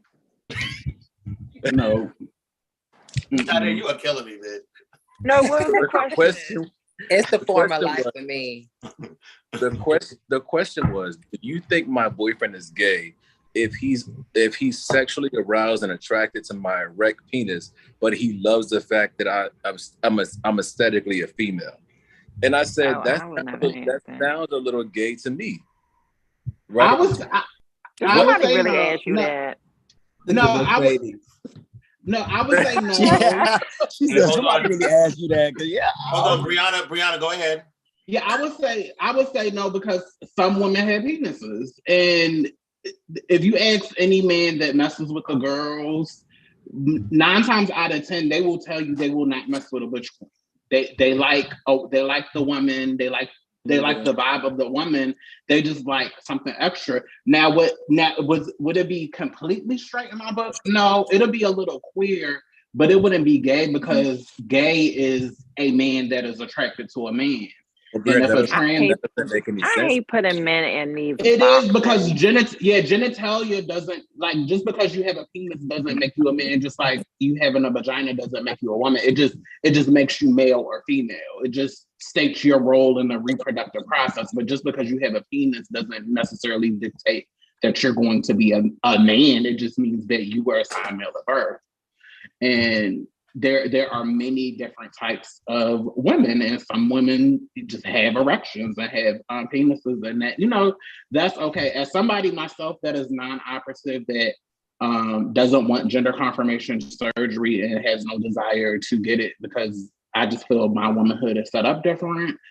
Any guy that's coming to me, they're interacting with me as a woman first and foremost, whether they're pleasuring, my parts or whatever. Even when they're giving me head or when I'm slaying them, I'm still doing so as a woman would interact with a man. And I just think that there has to be an expansion of, what womanhood is, just like there has to be an expansion for like trans masculine folks and trans men of, what a man is. But I don't necessarily equate me having a penis to me being a man. I still feel very much a woman, with the genitalia that I have. I can appreciate that. I don't think that it meant that because he is attracted to her erection. I don't think that it makes it gay because there's a lot of heterosexual men who actually like to be penetrated, but dildos with a dildo. But that doesn't. Yeah, I don't like your friend's question. Yeah, so that doesn't. There's not a difference because a dildo does not go down. He's gonna continue to. That's an erected dildo. It's not gonna go down. But so where's your G spot? Okay, but the difference is this, right, Arnez? The difference is this. a lot of trans attracted men, I mean, that I've run across that are really attracted to the erection of dealing with a trans attracted women. They are in these positions where they love the erected penis. However, if you're dealing with a straight man, like one of my best friends, she is a straight woman, but she pegs the niggas down. She pegs them, all of them, and it's like they do it. Peg them all. She peg them. Gotta peg them all. You gotta peg them all. She be fucking niggas down. But the thing is, like, with her is like when she has these conversations with these men, they love the feeling of a orgasm during the process of prostate. But that's our G spot. That's our G spot, regardless of what it is. So, That's our G spot. So it sounds like you answered the question for your friend. These men are attracted to the idea of being penetrated because of the location of their G spot. It has nothing to do with them being attracted to men. So that was an easy question right there. But something that I had a conversation with Ronaldo about before. When y'all was dating? I'm trying to take it back. Hold on. When y'all were dating, when y'all were dating. Got to be more careful. Go ahead, Fluffy. When y'all were dating. Maybe I think everybody just saying anything right now. It's after 12 o'clock. I think people are tired. I think let me tell you something. Where is dinner? Where is dinner? We've been on here. Ain't nobody ate nothing. Where is dinner? I ate my dinner, y'all, please. No. But I had a conversation with Ronaldo about it before, about experiencing life full of testosterone and the sex drive that comes with that, and experiencing the other side without the testosterone, and how the sex drive is completely different. And so I say this to say it would make sense for someone who's interested in trans women, who's interested in being penetrated, to feel as though they're not able to get as much dick as they desire, to go and explore with men who can give them as much dick as they need. Because eventually that's what happens anyway. Yeah. They start with the girls and then they graduate to the men. Yeah. So I guess why if that's the case that happens all the time, why don't y'all date the Butch Queens then? And y'all go after. I wouldn't date the Butch Queens because the Butch Queens want y'all. They want other men. They don't want the girls, and that's what they ran from. I wouldn't feel comfortable dating a Butch Queen because I feel like Butch Queens are messy and they just want to get information. They want to know how you feel about this one and they want to know how you feel about that one. I feel like they messy. They just want to come over and messier place. So I would never. I feel like when it comes to women of trans experience dating Butch Queens expect for women to shake their purse, or what is it called? What do they call it? Yeah, you know what I'm saying, all the time. You know what I'm saying? Like I feel like they feel like y'all the richest thing walking, and they just want bread from y'all. You know what I'm saying? And I feel like it's definitely hard. I don't know. But I've been around some girls that's what they do. They shake their purse so that they can get the Butch Queen. That's hard. But I swear to God, but it be like that. I swear to God, like a lot of my friends, they shake their purses at the Butch Queens, and they be like. And they don't understand like why the Butch Queens react to them. Carrie, Ms. Rahi's hitting me up, and she wants to come onto this call. Oh my God! Come on up here, mother. Come on. Come on. Get up off of here. Oh my God. Oh. Y'all better cut up. This past my bedtime, honey. No, but seriously, like a lot of the girls, they shake their purses at the Butch Queens. They get the Butch Queens, and they don't understand. I would never. Yeah, they don't understand like why after a couple of months of purse shaking and they got their Louboutins and shit like that, they over there because you are being very like stern about this. You would never. In your former life though, that's what you dated. So how do you not know? What if you have that chemistry? My interest in men changed completely. I would never. But let's say I would never. Let's say I want a man that can protect and provide. I want Are a you man saying and a butch queen can't do that? Right. What, protect and provide? I'm not saying that he can't, but at the same time, I know that I could never. That was the specific reason why I broke up with my ex that I was with for 8 years. I knew that I could never give him that fantasy, that masculine affect that I wore for him. But if y'all was together, let me ask you a question. But if he fell in love with you and you were together for 8 years, obviously y'all had a very deep, intimate connection, right? So what if he fell in love with your soul? And let's say even after you coming into who you are now, what if he still wanted to deal with you? Like, what if he fell in love with you? Like, you making a discussion face, Sade, but if y'all it was just wanted to deal with you. What do you mean? I'm sorry.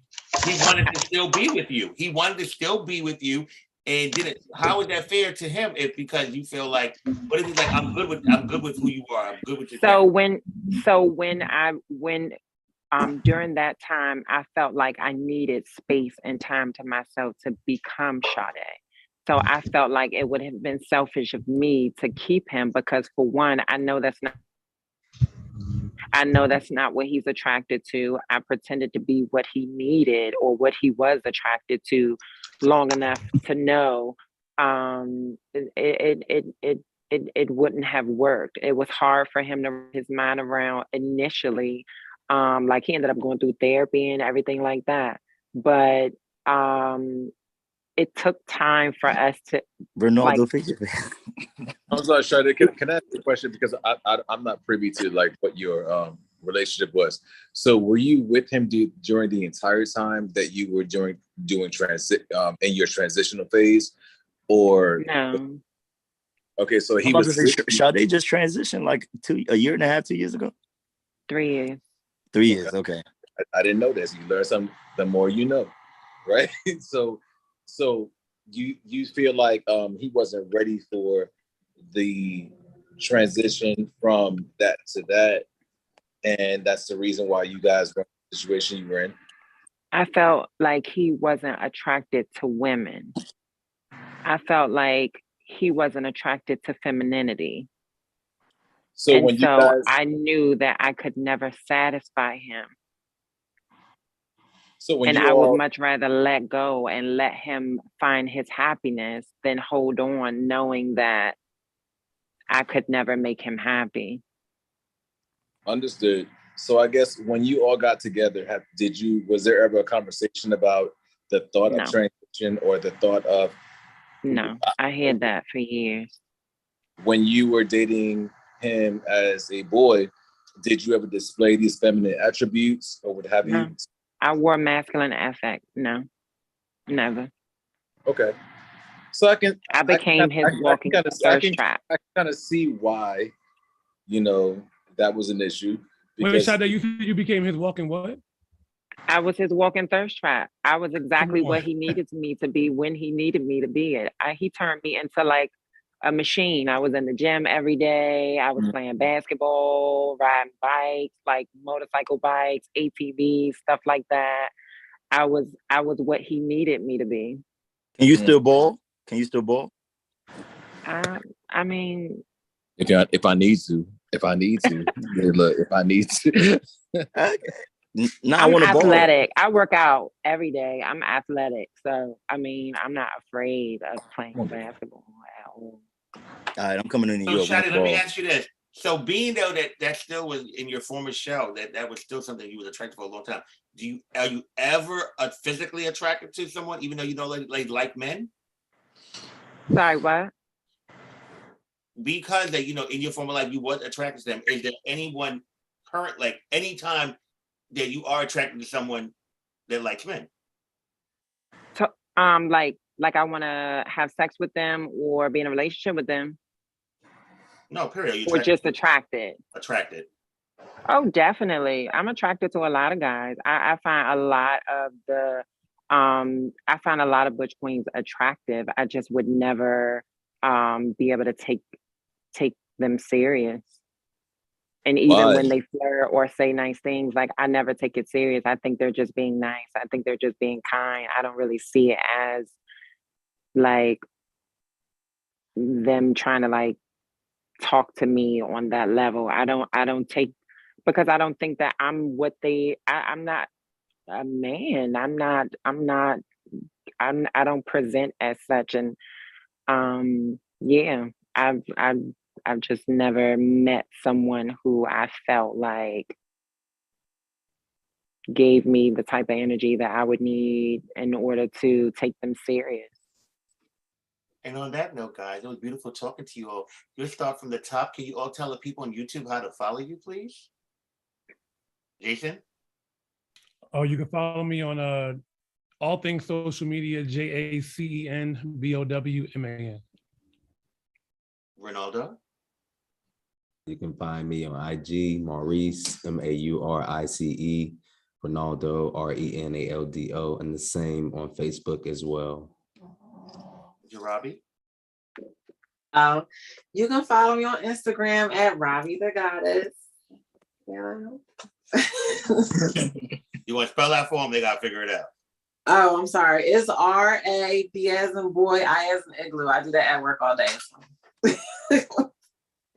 Vanessa? Oh, yes. You can follow me on Instagram at Beautiful Distraction, the Vanessa Frost. And Facebook, Vanessa Frost. YouTube is in the making. G? YouTube, not YouTube, Facebook, G Lima, Instagram, GWiz3, GEEWHIZ, the number 3. But you have a YouTube too. Tell them so they can go subscribe to it. That's all right. Sade? I'm Sade.Lauren on Instagram.